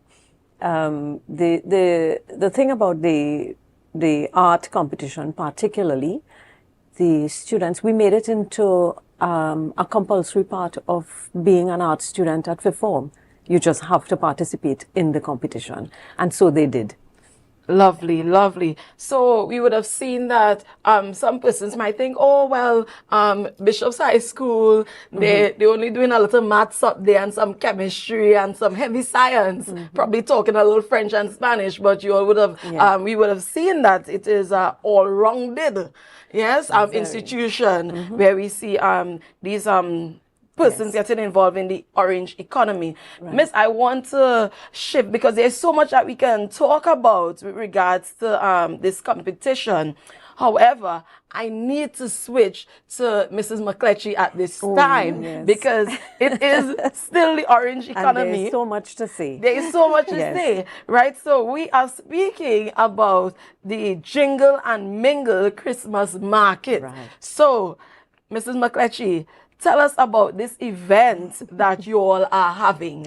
Good morning to all your viewers. Good morning, Tobago. Good morning, Bishop's High School. I'm here on behalf of the fundraising committee of the Bishop's High School PTA. And we're having our first, I may be bold to say annual, Jingle and Mingle Christmas market. Yes, our annual there we go. Jingle and Mingle Christmas market, which would be this Saturday, the 13th, at Bishop's High School Bowles Hall. We begin at 10 a.m. until about 5 p.m. And Mr. Ramnarayan would have been speaking about collaboration. Again, this is collaboration, right? Because this event, as well as many others, participants are both parents, students, teachers, administration, the entire Bishop's team. And what we intend, basically, we will be having vendors from across Tobago. And vendors would be providing things like baked goods. We will have jewelry, craft. We will have woodcraft. So it's an opportunity to look for your presence, you know, at the high school. And also this is our fundraising, another one of our fundraising activities, because with all that Ms. Ramnarayan has mentioned, you know, money is needed. That's right. Right? So we try to help and assist the school as best as we can, to add to what, you know, the coffers in terms of what they may need for the kids, for infrastructure, for the individual children. So this event is to help us add to those coffers. All right? It is the Christmas season. Yes, it is. And entertainment. Will Yes. there be entertainment? Tell us about the cost. So it is free. That's the cost. Right? So we come, have come. We have lots of parking. Right? So that's not a problem. It's a comfortable venue and live entertainment. So we will have the Bishop's High School Steel Ensemble, right, serenading you while you participate with or partake of all the various vendors that will be there. And I must mention, we will also have something called our Thrift Corner or Treasure Corner. Come look for your treasures. So we, at that corner, we will have gently used and new items that persons can find at bargain prices. This is an opportunity where we extend it to, we advertise it across social media, where you can bring in your items, either donate or you can have them, we sell them on your behalf. The PTA retains a percentage and the majority goes to the owners of the items. And it's a way to make some extra income. You know, at home you have things put down, you never use them. They just, you know, but somebody else can make very good use of them. So we also promoting sustainability. Sounds amazing. Sounds amazing. So tell me, how can persons get in contact with you if they're interested, if they make some nice black cake? Yes. Yes, tell persons how they can get in contact with you and Right. just remind them again of when this event, where it is, and the time. Okay, so the ad or the flyer is on the Bishop's High School Facebook page. In addition to that, you can contact by WhatsApp 686-0082 or 740-4460. Right? Either of those numbers. Or if you go on the Facebook page, you will find the information on the contact information there. Again, that's going to be this Saturday, December 13th at Bowles Hall from 10 a.m. to 5 p.m. There will be lots of live music, lots of vibes. We're doing Christmas. We're celebrating 100 years, you know, as we continue basically with the Bishop's family, which by extension is all of Tobago. Lovely. Right. Thank you so much. Thank you so much. So you've heard it right here. Plan for it. Head to Jingle and Mingle Christmas Market. Congratulations again, Ms. Ramnarayan. Congratulations to the school. Congratulations to the students and the entire Bishop's High School family. Yes. Thank you all. Stay tuned to Tobago Updates. Lots more coming up. This Christmas, Bishop's High School is bringing the magic. Come jingle and mingle with us at our Christmas market. Enjoy beautiful local artwork, baked goods, fashion accessories, decor, agricultural treats. And yes, Bishop's PDA Thrift Corner with bargain prices on gently used treasures. Happening Saturday, December 13th at Bowles Hall from 10 a.m. to 5 p.m. easy parking, great venue vibes, and fun for the whole family. Don't miss a Christmas with Bishops. Come jingle and mingle with us.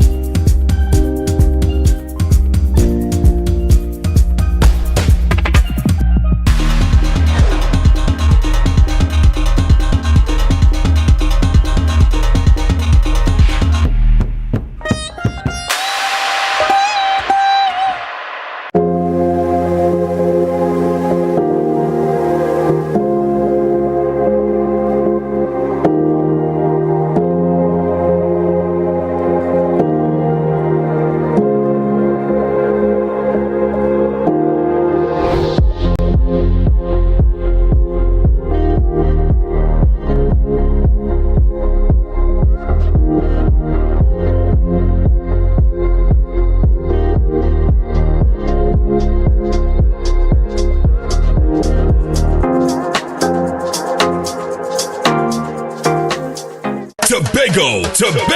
You also have an equal chance of winning the brand new ride for Christmas in a 3-car raffle organized on behalf of Queen's Royal College. I want a piece of pork.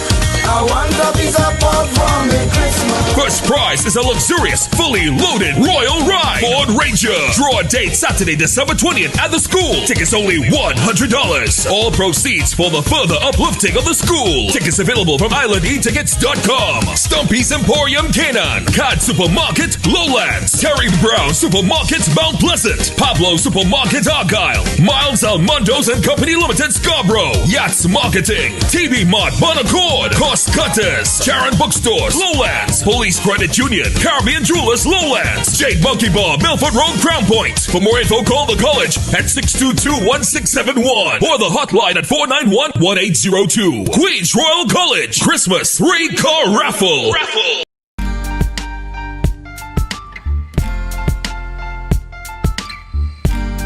Put a smile on your face when you're moving from place to place. Good morning, good morning, morning, good morning, morning.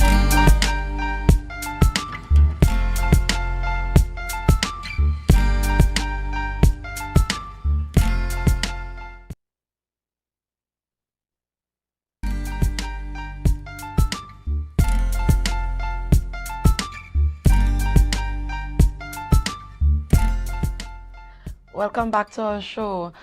This morning we had such a lovely program, AMPLIA.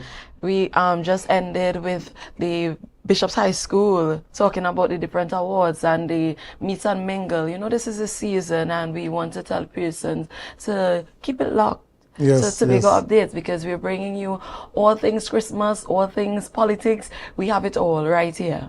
Yes, and the interviews this morning, it really shed a lot of light, a lot of edification. When I was speaking with the fire officers this morning, you know, that safety campaign, that safety initiative that they have, is going to get started soon on social media and as well as the traditional media as well. And we're looking forward to those conversations so that persons can know how to stay safe for the season. So like you said, yes, we had a very, very interesting set of conversations today. You know, Bishop's High School always celebrating their achievements, and they're always doing something in this space. And we really appreciate that, and we wish them the best of success in their mingle and jingle come Saturday. You'll be there? I plan to. We'll see how that will go. Okay. Yeah, the timing is a bit off for me, but we'll see. We'll see. Yeah, but this brings us to the end of our show this morning. Yes. But we want to tell you to stay tuned to Tobago Updates, because we have Good Morning Tobago up next with the lovely Miss Chanel Felix. So that's it from us this morning. Myself, Tanisha Cupid, alongside AMPLIA holder. We want to tell you to share the live, share the live, share the live.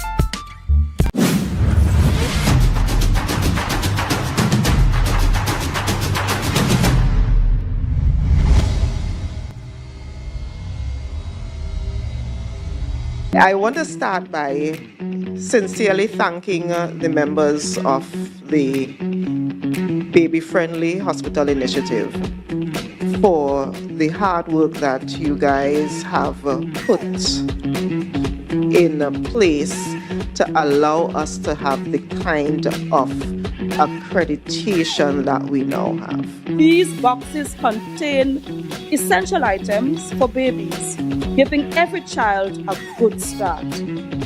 Ladies and gentlemen, I am elated to be part of this beneficial move. So tell me, how will this baby box help you? It will help in a lot because of the stuff inside of it. For instance, the manual pump, You could put it in your bag and walk with it. And the bag, you could open it out and put the baby in it to change. So it's a very good idea, and I'm very thankful for it. Well, I think the baby box in general will benefit all new moms, but for me in particular, I like the aspect of the breast pump because I personally want to breastfeed for a long time. So that's actually my favorite item in the box, but everything else I think would be useful, from the clothes and all the other goodies that was given today. So that's just my family and I. First of all, the basic needs that baby would need. The one thing I'm actually grateful for is the breast pump, because I was about to purchase one. Since I'm exclusively breastfeeding, I want that the father and other family members to be a part of my journey. And I know that this is breastfeeding month. It is. Yes, it is. Today's launch and unveiling are steps in the right direction. We start by the mummies and the daddies giving birth in a baby-friendly facility. And then we send you home with a little bit more support.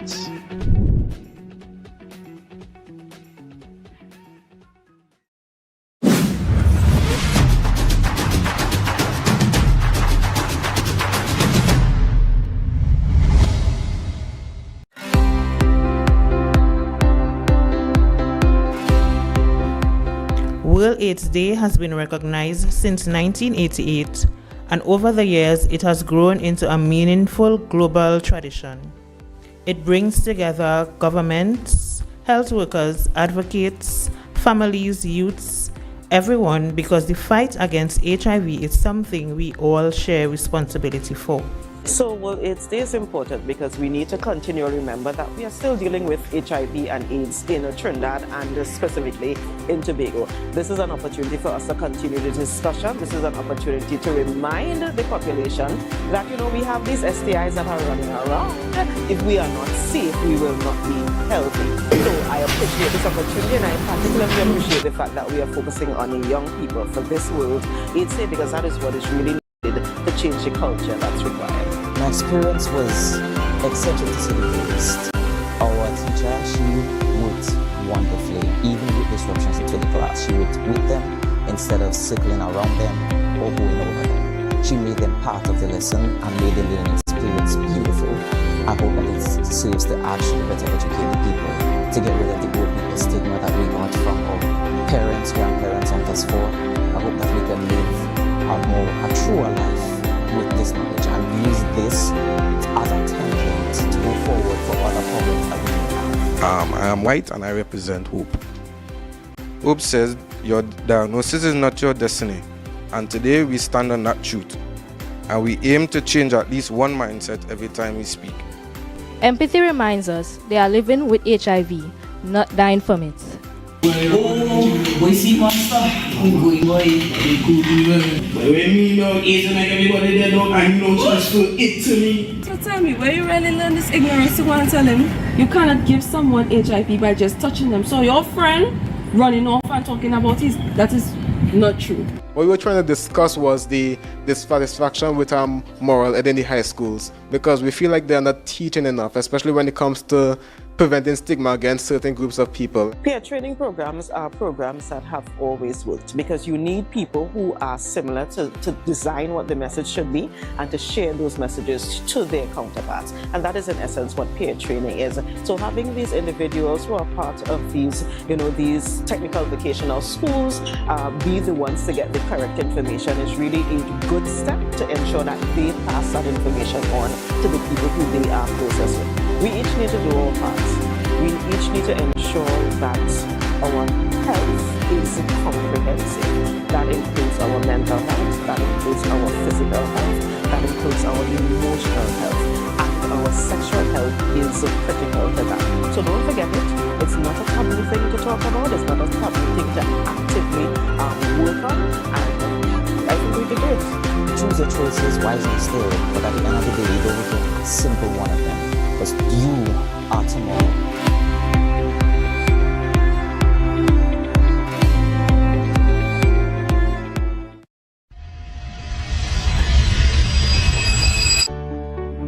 We are here here at the Scarborough General Hospital Medical Imaging Department.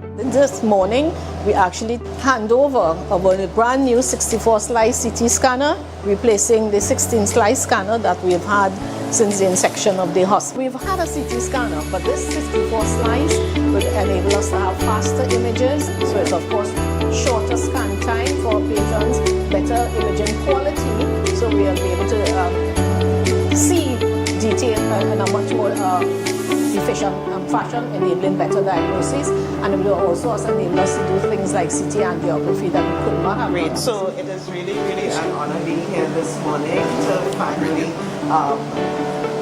participate in this ceremony. Of course, we know that the CT scan is one of those pieces of equipment that can really help us with a whole lot. Its capacity to see what is happening within the body means that it can help us when we're dealing with trauma, even when we're dealing with NCDs, when we're dealing with a full gamut, cancer, when we're dealing with a full gamut of diseases in terms of diagnostics. Ready?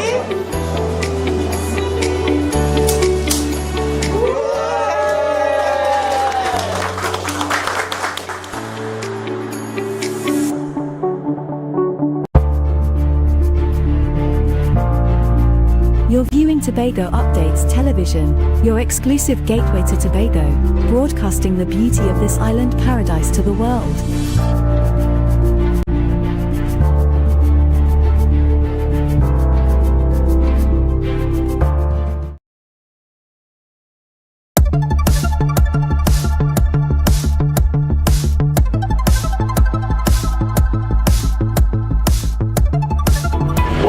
Tobago Challenge 2024! Yeah.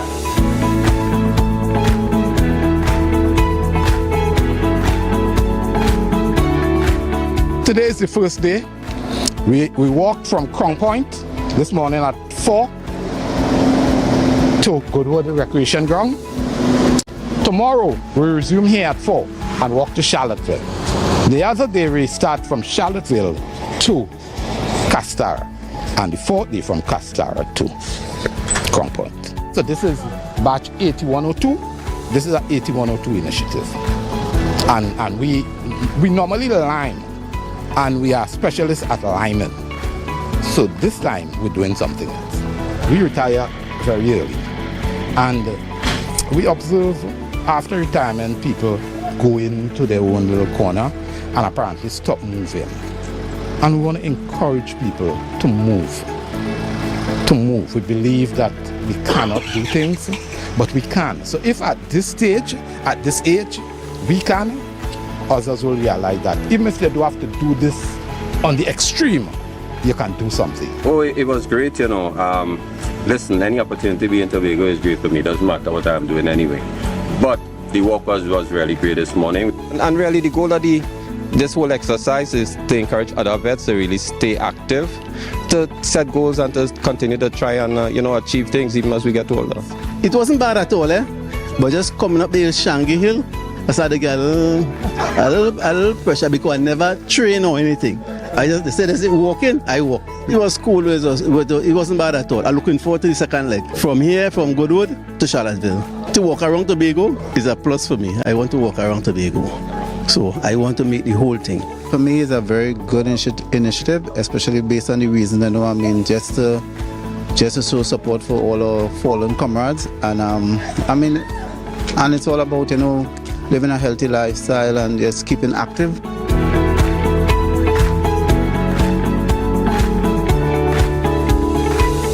That was a production of the Department of Information, Office of the Chief Secretary, Tobago House of Assembly.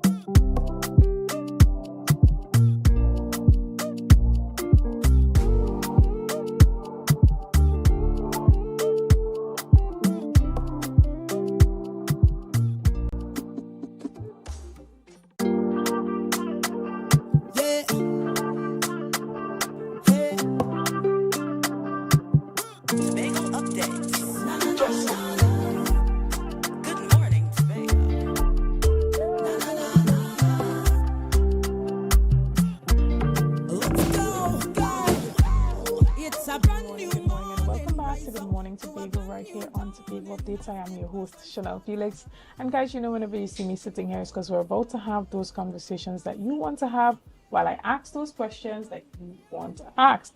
But this morning, we are jumping straight ahead and we're talking all things THA elections 2026. And to have this conversation with me this morning, I have the privilege of sitting in studio and chatting with the Assistant Chief Election Officer, Mrs. Pamela Ogis. Good morning and welcome. Hi, good morning, and thank you for inviting us. Right, and so you're currently in Tobago, and you know the election season is in full swing. We have all the campaigning happening and all the walkabouts. It's definitely a mix of Christmas and election in the air here in Tobago. You know, we want to start off by talking a bit about, you know, one of those topics that has been on the cards within recent weeks. Leading up to this election, there has been changes within the district of Bagatelle, Bacalet, and Mason Hall, Mariah. So some shifts has taken place there, and they have now been converted to Mason Hall South and Mason Hall North. Talk to us a bit about that. All right. So, well, again, thank you and good morning to everyone. So let me start by saying that the Elections and Boundaries Commission is mandated through the Local Government and Tobago House of Assembly Acts to review electoral districts and boundaries and submit these reports to the Minister of Local Government. So boundaries and district names are either adjusted or altered based on the rules set out in the second schedule. And so the distribution of the electorate across the electoral districts within the electoral district of Tobago, the electoral area of Tobago, was analyzed for conformance with this second schedule. And this identified the need for the delimitation of Mason Hall, Mariah, and that was the district with the highest electorate across the island. And so, one polling division, 4948, which was in the Mason Hall, Mariah electoral district, having an electorate of 285 persons, was transferred from this district to Bagatelle, Bacalet, resulting, of course, again, this was in conformance with the second schedule of the Act. And so, to best represent communities within these districts following the adjustment to the boundaries, the name of both districts were assessed and the following changes were made. So, Mason Hall, Mariah was now renamed Mason Hall North, Mariah. And Bagatelle, Bacalet was renamed to Mason Hall South, Bagatelle. But what I want to stress to members of the public, well, certainly persons in Tobago, that subdivision exercises do not impact the electoral district or constituency in which one is registered to vote. So I want to make that abundantly clear. Yeah, I hope that brings some clarity. Excellent. And so, you know, we talk about the population size within the district having an impact on the changes made. Can you talk to us a bit about that? What is the mechanism that the Elections and Boundaries Commission uses to decide, okay, I think it was 20-something% above how much? No. So if we have to go into that, it may take us a little longer than the time I have this morning. Okay. However, as I mentioned, under the second schedule, all right, we must ensure that all the districts run within the same electorate. So you can't have one that is extremely high. All right. And as you spoke about the population, just to let you know that the electorate as at the 10th of December stands at 53,152 persons. So to date, those are the persons eligible to vote. Excellent.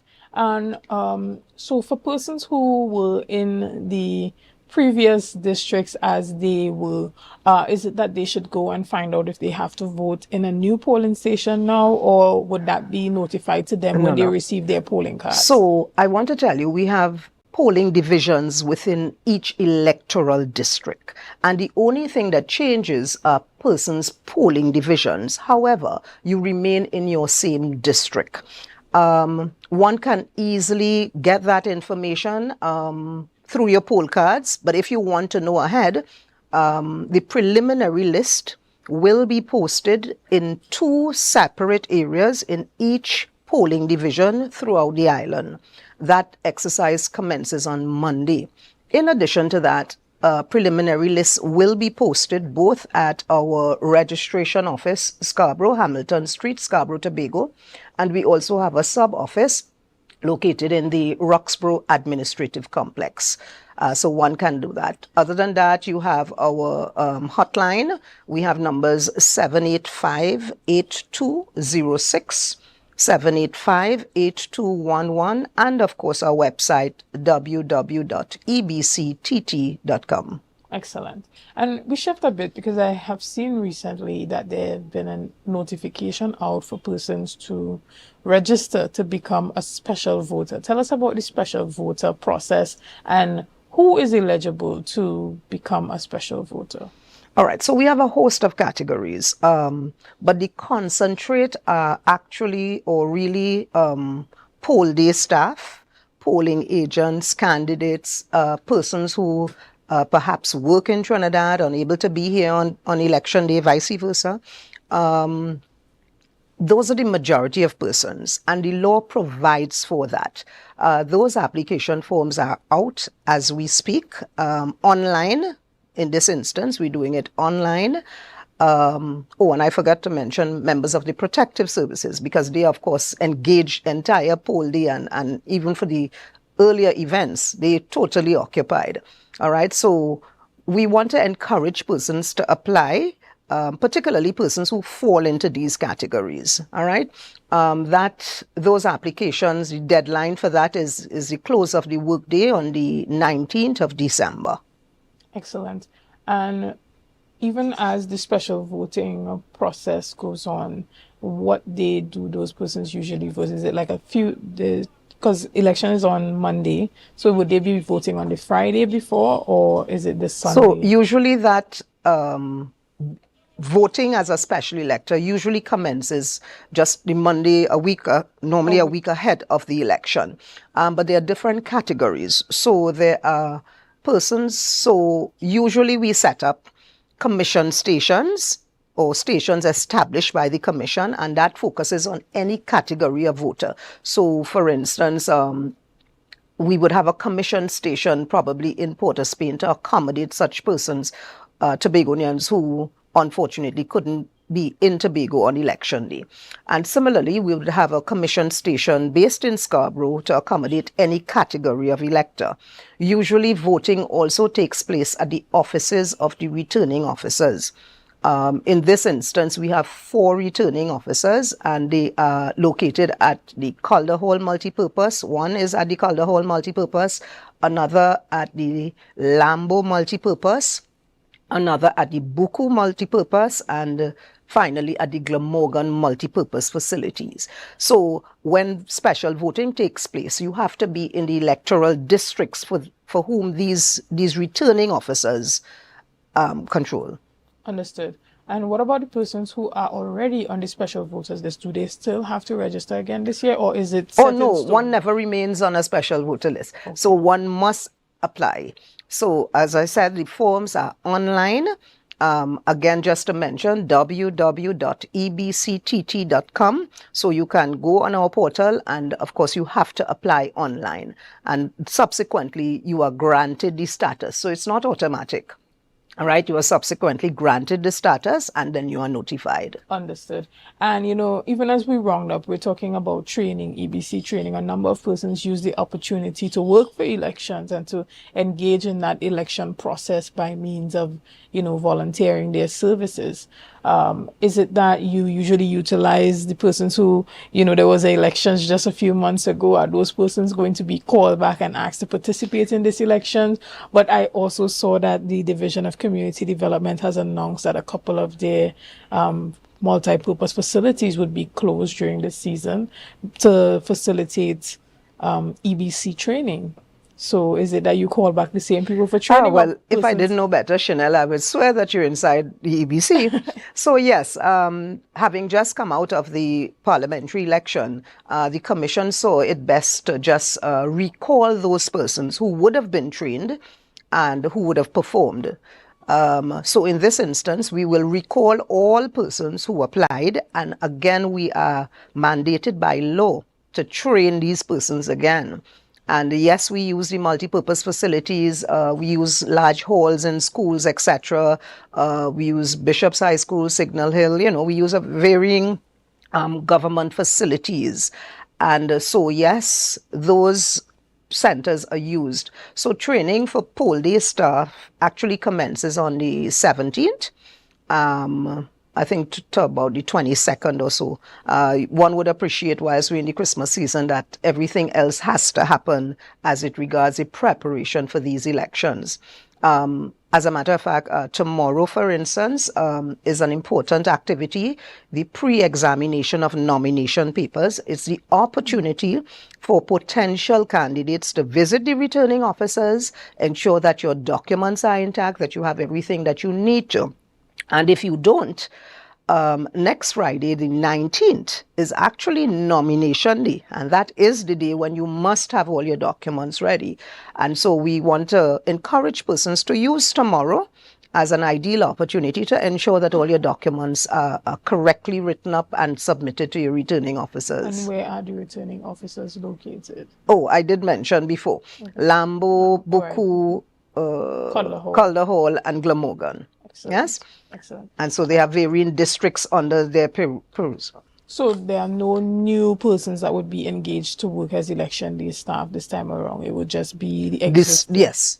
The quota, the complement of the persons who applied last time, and some would have not been selected because having gone the training, there's also an evaluation exercise, and one must satisfy the criteria for that, right? So you'd find that whilst we probably would have maybe 3,000 or plus persons applying, we don't need them, but we would of course shortlist, train, and then select. Understood. Well, we want to thank you so much for being here this morning and giving us that, well-rounded understanding of the EBC's process during this THA election time. And we are praying for a smooth, incident-free election, one that is fair. And so we look forward to that. Again, thank you so much for being here. And thank you for coming to Tobago and, spending the time. Well, let me correct you, Chanel. I am from Tobago. Okay. Yes, I live in Tobago, Chanel. Right. All right. Well, I know you said you have to jet off as soon as we're done here, so I just assumed you were going back to the headquarters. Yes, I am, but on another matter. Okay. Well, you are going to be here for the entire election season, for all the drama. Yes. Right? And I imagine, well, not I imagine, I know for a fact that the chief election officer, the members of the commission, they'd all be here. All right. Okay. Yes. Well, it's an eventful season indeed ahead, and we look forward to all that is about to unfold. Well, guys, remember that the THA election for 2026 is actually going to be happening on January 12th, just in case you forgot that. And well, next week, Friday, we're hearing that is the official day for filing of nominations. And, usually sometimes we see a big display from the candidates coming out to file their nomination. So that's an event to pay attention to. And if you just allow me, just to ask political parties to be conscious of the fact that this is a critical part of the process. And whilst I know they come in with the music and the drums and so forth, the returning officers have to focus on what is happening on the inside. So usually the persons who are allowed to enter is one, the candidate or his agent.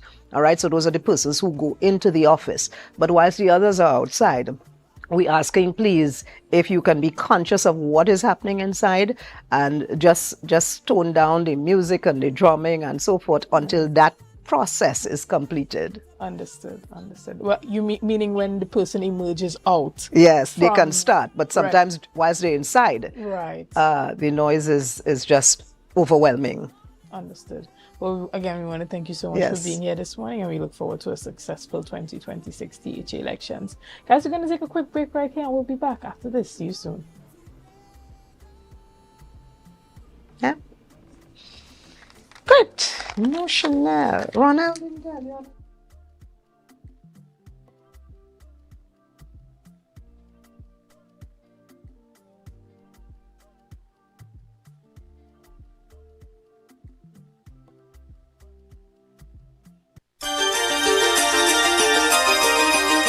Ho, ho, ho! Merry Christmas, Trinidad and Tobago!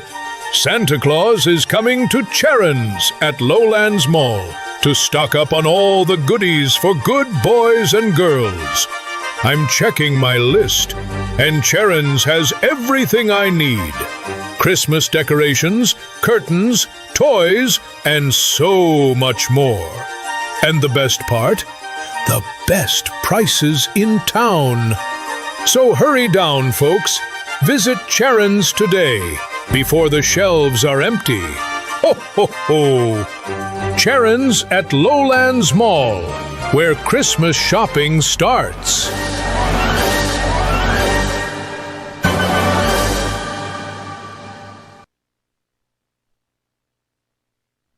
Coconut's Cafe, the buffet restaurant that specializes in all your tasty local dishes. For breakfast and for lunch. Breakfast includes coconut bake and sada roti, served with chokers, buljoil, and sausages in tomato sauce. Not forgetting beef and cheese pies, shepherd's pie, macaroni pie, and rice in various styles. Meats served in a variety of flavors, garden salads, and pasta salads.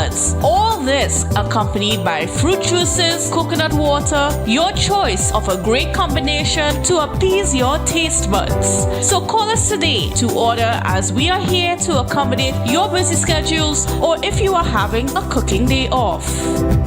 Tobago! You also have an equal chance of winning the brand new ride for Christmas in a 3-car raffle organized on behalf of Queen's Royal College. I want a piece of pork.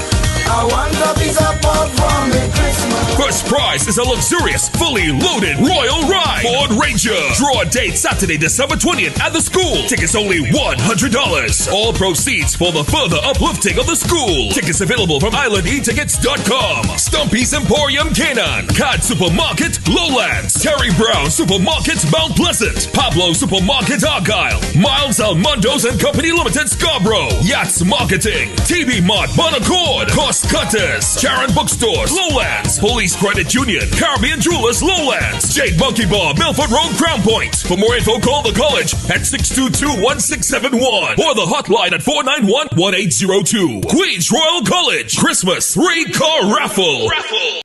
Deltec Distributors Christmas Specials is here. Choose from our festive meat packages at unbeatable prices, perfect for your holiday feast. Hurry! Limited packages. Order now. Package 1, $4.99. 11 pounds of leg of Thai chicken, 5 pounds pork, 5 pounds turkey, 1 picnic ham, 1 1-liter pear jacks. Package 2, $4.99. 11 pounds leg of Thai chicken, 5 pounds pork, 5 pounds turkey cubes, 1 chicken ham, 1 1-liter pear jacks. Package 3, $600. 11 pounds leg of Thai chicken, 5 pounds pork, 5 pounds turkey wings, 1 whole turkey, 1 1-liter pear jack. Package 4, $535. 11 pounds leg of Thai chicken, 5 pounds pork, 5 pounds turkey wings, 3 pounds fish ham, 1 1-liter pear jack for $359-5040 or 237-0102. Delivery available for just $20. Deltec Distributors, Main Road, Argyle, Tobago.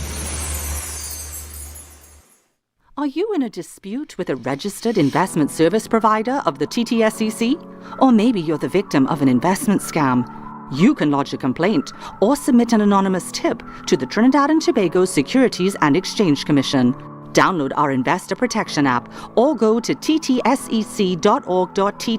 to access our complaint form or submit an anonymous tip. Write a clear summary of your complaint. Submit copies of supporting documents along with the originals for verification. Provide a copy of the feedback received from the entity regarding your complaint. All investor complaints or scam reports submitted by the public are acknowledged and reviewed by the TTSEC. Investigations are pursued based on the outcome of the review. Trinidad and Tobago Securities and Exchange Commission, protecting the interests of investors and the public. You invest, we protect. Everyone benefits. Ho, ho, ho, ho! Merry Christmas! What's on your Christmas wish list? And can you do it with $75,000 at 0.75%? Bethel Credit Union is making your Christmas wishes come true with our 75 in 25 Christmas loan sale. Get up to $75,000 in loans at a special 0.75% interest rate as we celebrate 75 years of service, strength, and community. So, whether it's home upgrades, holiday travel, or treating the ones you love, we've got you covered. Bethel Credit Union, we see you and we're here for you. Find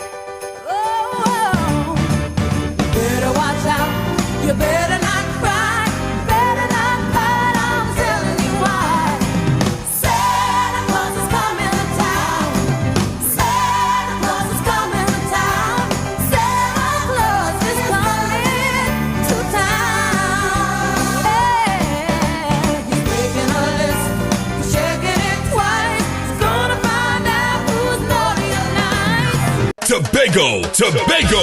You also have an equal chance of winning the brand new ride for Christmas in a 3-car raffle organized on behalf of Queen's Royal College. I want a piece of pork. I want a piece of pork from me Christmas. First prize is a luxurious, fully loaded Royal Ride Ford Ranger. Draw date Saturday, December 20th at the school. Tickets only $100. All proceeds for the further uplifting of the school. Tickets available from islandetickets.com. Stumpy's Emporium Canaan, Cad Supermarket Lowlands, Terry Brown Supermarket Mount Pleasant, Pablo Supermarket Argyle, Miles Almondos and Company Limited Scarborough, Yachts Marketing, TV Mart Bonaccord, Cost Cutters, Sharon Bookstores Lowlands, Police Credit Union, Caribbean Jewelers Lowlands, Jade Monkey Bar Milford Road Crown Point. For more info, call the college at 622-1671 or the hotline at 491-1802. Queen's Royal College Christmas 3-car raffle. Want to get better? Where to start? What kind of exercise to do? What to eat? How to get restful sleep? Need a doctor to search for root cause? Look no further. Come to Majuba Hill Lifestyle Center Foundation at our Wellness Center in Goodwood, or Food Hub in Darrow Springs, Scarborough, or Doctor's Office in Goodwood and Darrow Spring. Contact 49SWIFT 4979438.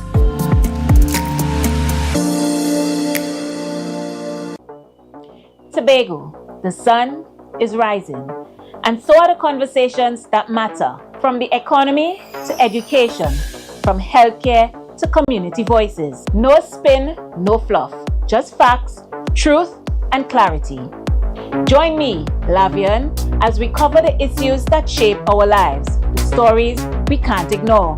We bring them to the table and ask the questions you want answered.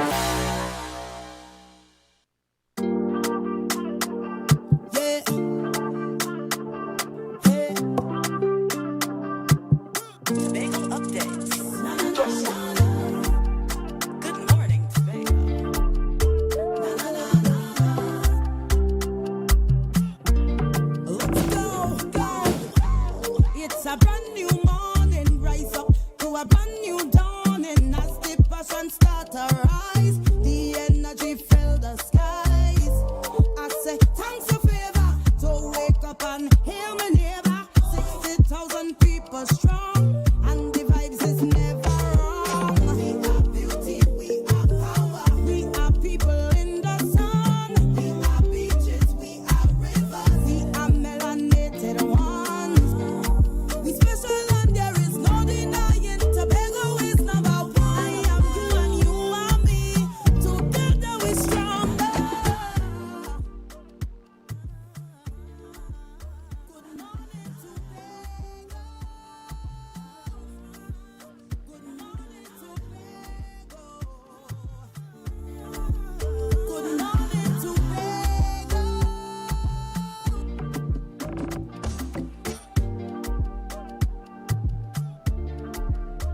Good morning. Good morning.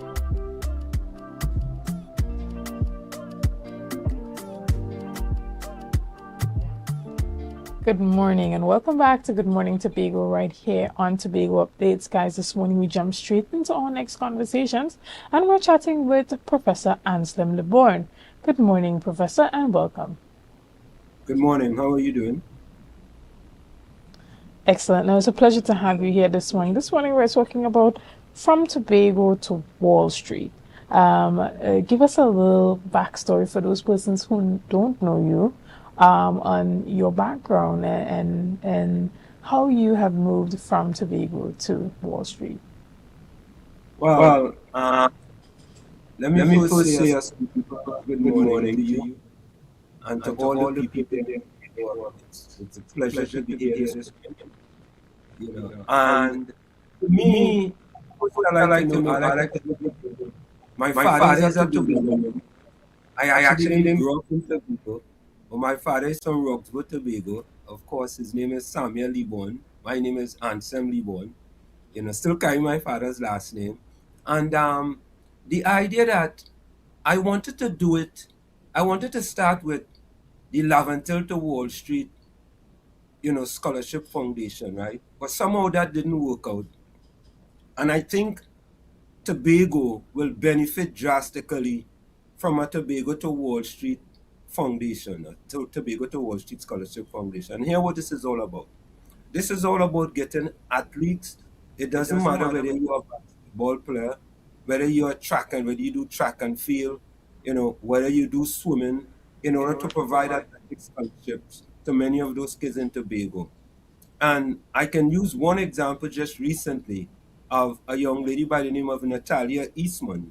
You know, I helped her get an athletic scholarship to Morgan State University, a fully paid athletic scholarship, you know, for her to go out there and do some things like what I did, because I attended Seton Hall University on a track and field scholarship from 1978 to 1982. And it was due to that track and field scholarship that allowed me to go on to work, you know, 23 years at Wall Street, and then, you know, took early retirement.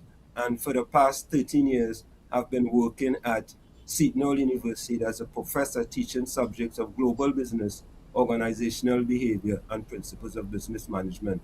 So I think this opportunity will be a great opportunity, you know, for athletes in Trinidad, you know, to inspire for a better tomorrow, you know, through an athletic scholarship. And it's important to note that it's not just about athletics, it's also about academics. So I say it's the double A, it's academics and athletics. You have to marry the two, you know, in order to be what you want to be in your future. And we can have many, many more like me, you know, coming out of Tobago in the future, and who have already came out of Tobago and can do even better in the future. Right, and tell us why the idea of Wall Street, why to Wall Street, as you were talking about, you know, athletic scholarships and academics, why Wall Street? Well, many people will know that Wall Street is the financial district of the world. And if you could marry the two, you know, then all of a sudden you can allow these people to say, I can inspire to bigger and better things. You know, and the reason why I think it's important for you to say Tobago to Wall Street, because I read the book, The Magic of Thinking Big by Dr. David Schwartz. I also read the book Mindset by Dr. Carol Dweck, and it talks about whether you have a fixed mindset or a growth mindset. And I also read the book The Power of Positive Thinking by Norman Vincent Peale. And if we can marry these three books, you know, with what we are trying to do with respect to the Tobago to Wall Street, it will inspire these people, you know, for a better tomorrow. Understood. But it's not particularly that you're encouraging young persons to get into finance and investment banking or anything like that. It's just a concept of getting to the highest place that you think that they can achieve, you know, the highest level of financial success. Well, you know, I think that's part of it too. When I say academics and athletics, it's not just about athletics, because I worked 23 years on Wall Street. You know, so if they inspire to continue with the athletic activities, you know, but to get a job in the financial district, that's fine as well. You know, because I'm still competing, you know, at the ripe young age of 66 years of age, So it's nothing is impossible. Because when I think about, some people say things are impossible. Impossible also spells I am possible. So the possibilities are endless, and we are trying to create opportunities for these people by using Wall Street, as a kind of an acronym, for them to inspire to bigger and better things. And by the way, I have already collected I have about, in my garage, I have about, I think about 30 to 40 new and gently used running sneakers. And this is the way that we're gonna start the Tobago to Wall Street, Scholarship Foundation. We're gonna start it with donating, these items, to Tobago. Excellent. And so tell us about some of the work that the foundation has already started doing, and what are some of the goals that you hope to achieve within the new year 2026 as you engage in different activities such as that charity drive. Well, the main goal here is to provide Tobago athletes, with athletic scholarships. That's the big goal here. And, it's not just being able to run, being able to shoot a basketball or being able to swim. It is also academics that goes with it. So it is the double A is academics and athletics. And the main goal here is to provide Tobagonians with opportunity for them to get an athletic scholarship. That is the big goal. But as I said, it has to be academics with athletics, and that's the main goal of the foundation. And as I said recently, we just started with, Natalia Eastman, with her acquiring an athletic scholarship, to go to Morgan State University. And this scholarship is fully paid. It includes tuition, it includes books, it includes everything. But you know, we have to be very careful of that. When you get an athletic scholarship, doesn't mean to say that, they're going to pay for your transportation from Tobago to wherever the school is, or they're going to pay for certain things if you have to wash your clothes and so on and so forth. You or your family, going to have to provide that for the athlete. It's a full scholarship where all the things that you need are paid for, but any incendiaries that you have to take care of, that is not paid for. Understood. And give us a little insight in how persons can contact the Tobago to Wall Street Foundation to be a part of this. Is it that there would be a cohort for 2026 intake at the universities, and this is the group that you'll be working with to help them attain scholarships to start studying in September of 2026? How does it work? Well, you have to understand, this is a brand new initiative. This is something that just actually, because when this thing first started, it was actually the Lavantil to Wall Street Scholarship Foundation, right? And that is what, because I'm from Chumaka, Lavantil, and I actually wanted, it to start it started as the Lavantil to Wall Street Scholarship Foundation.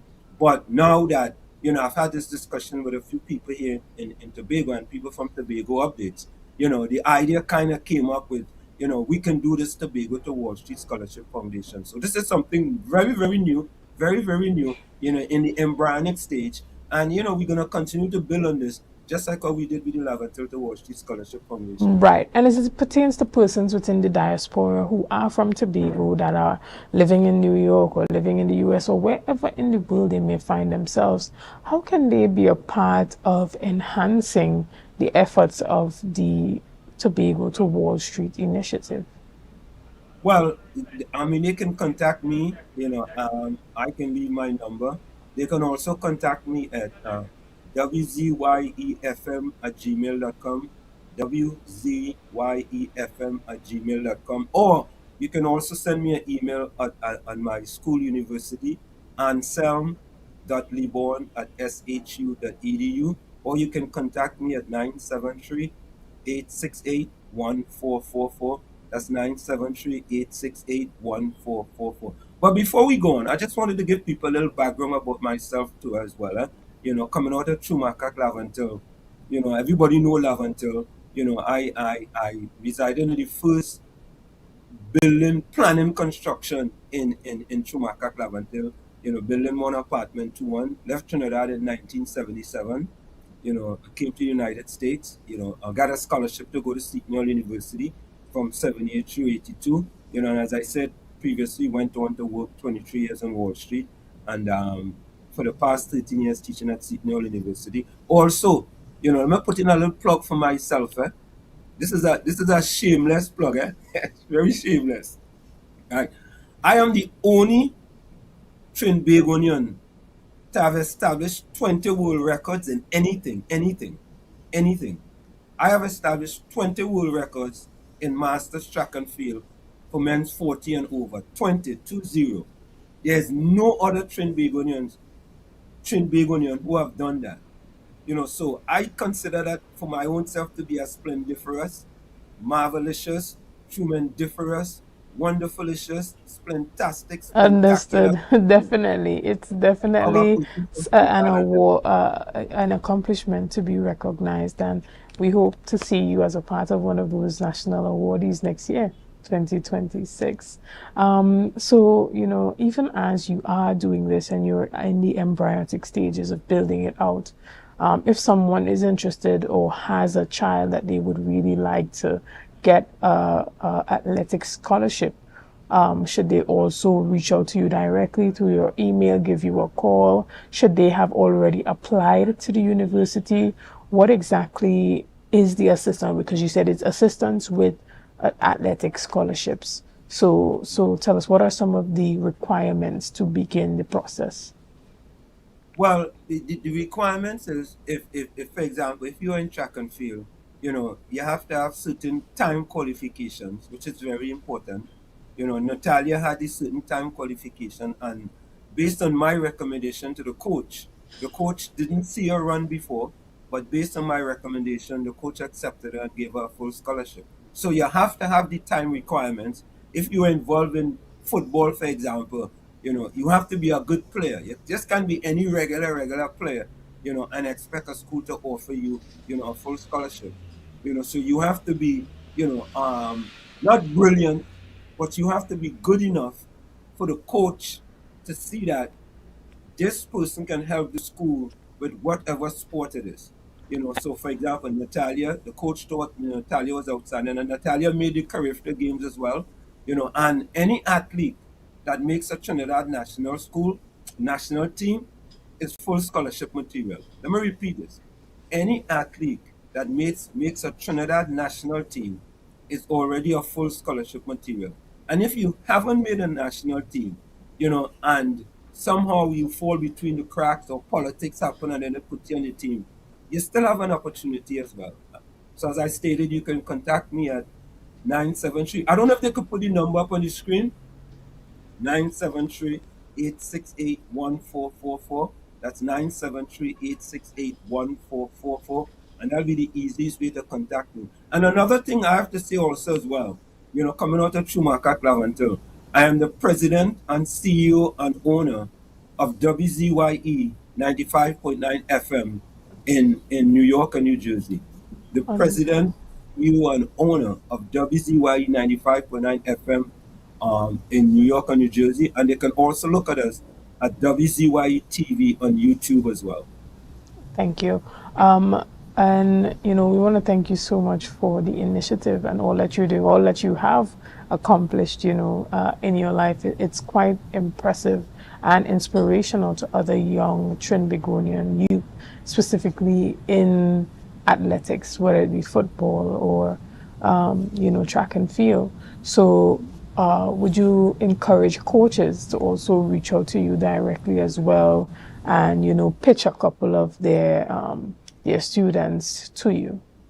Or should it be parents or the students themselves? Yeah.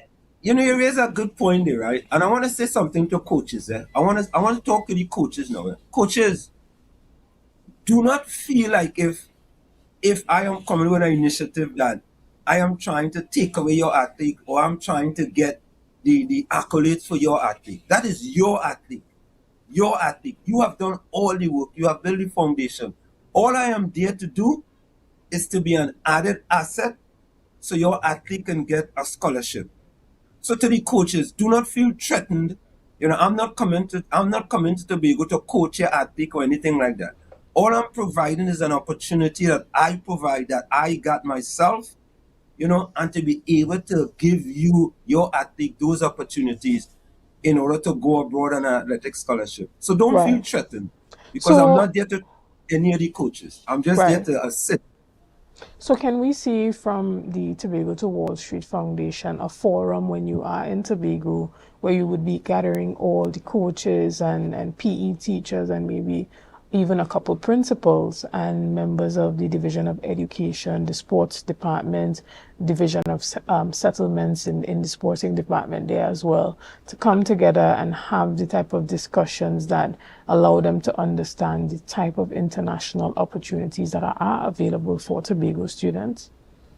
Absolutely, absolutely. And I'm going to talk to the THA chief now, Mr. Fali Chavez Augustin. I'm talking to the THA chief.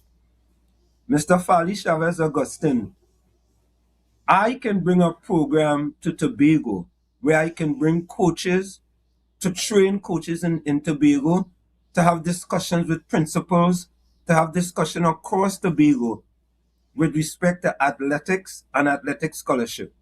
And maybe, Mr. Augustin, a great idea will be for you to set up, in the sports department, in the THA, a department dedicated to helping kids with athletic scholarship. And I can be a consultant and assistance with respect to that.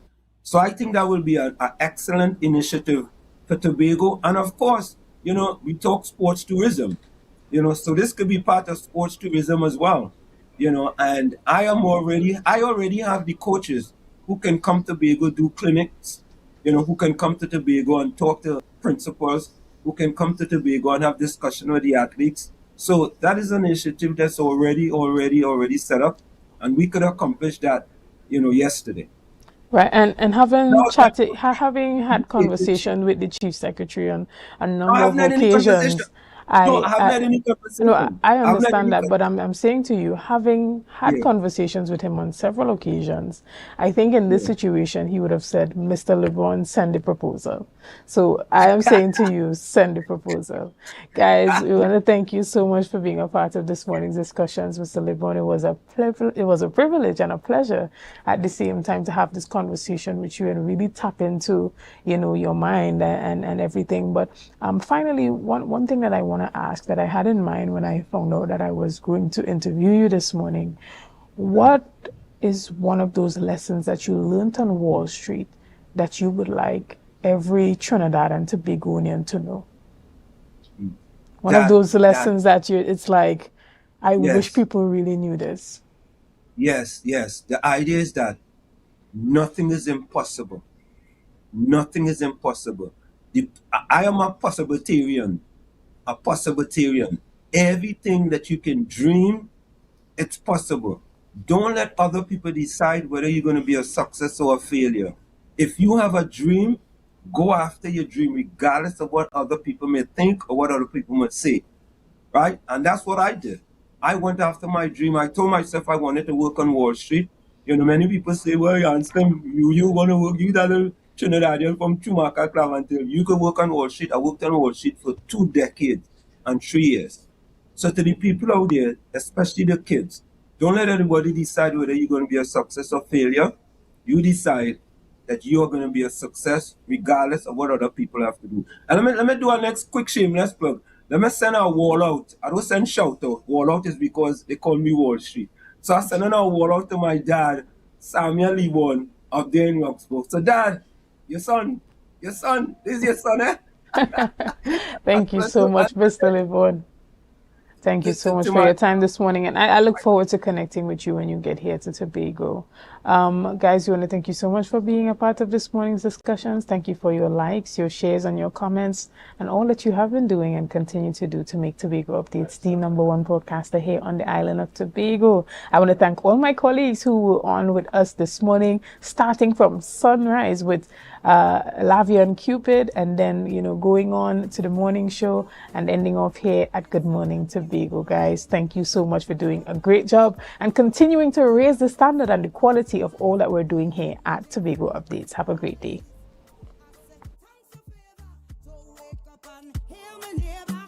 60,000 people strong.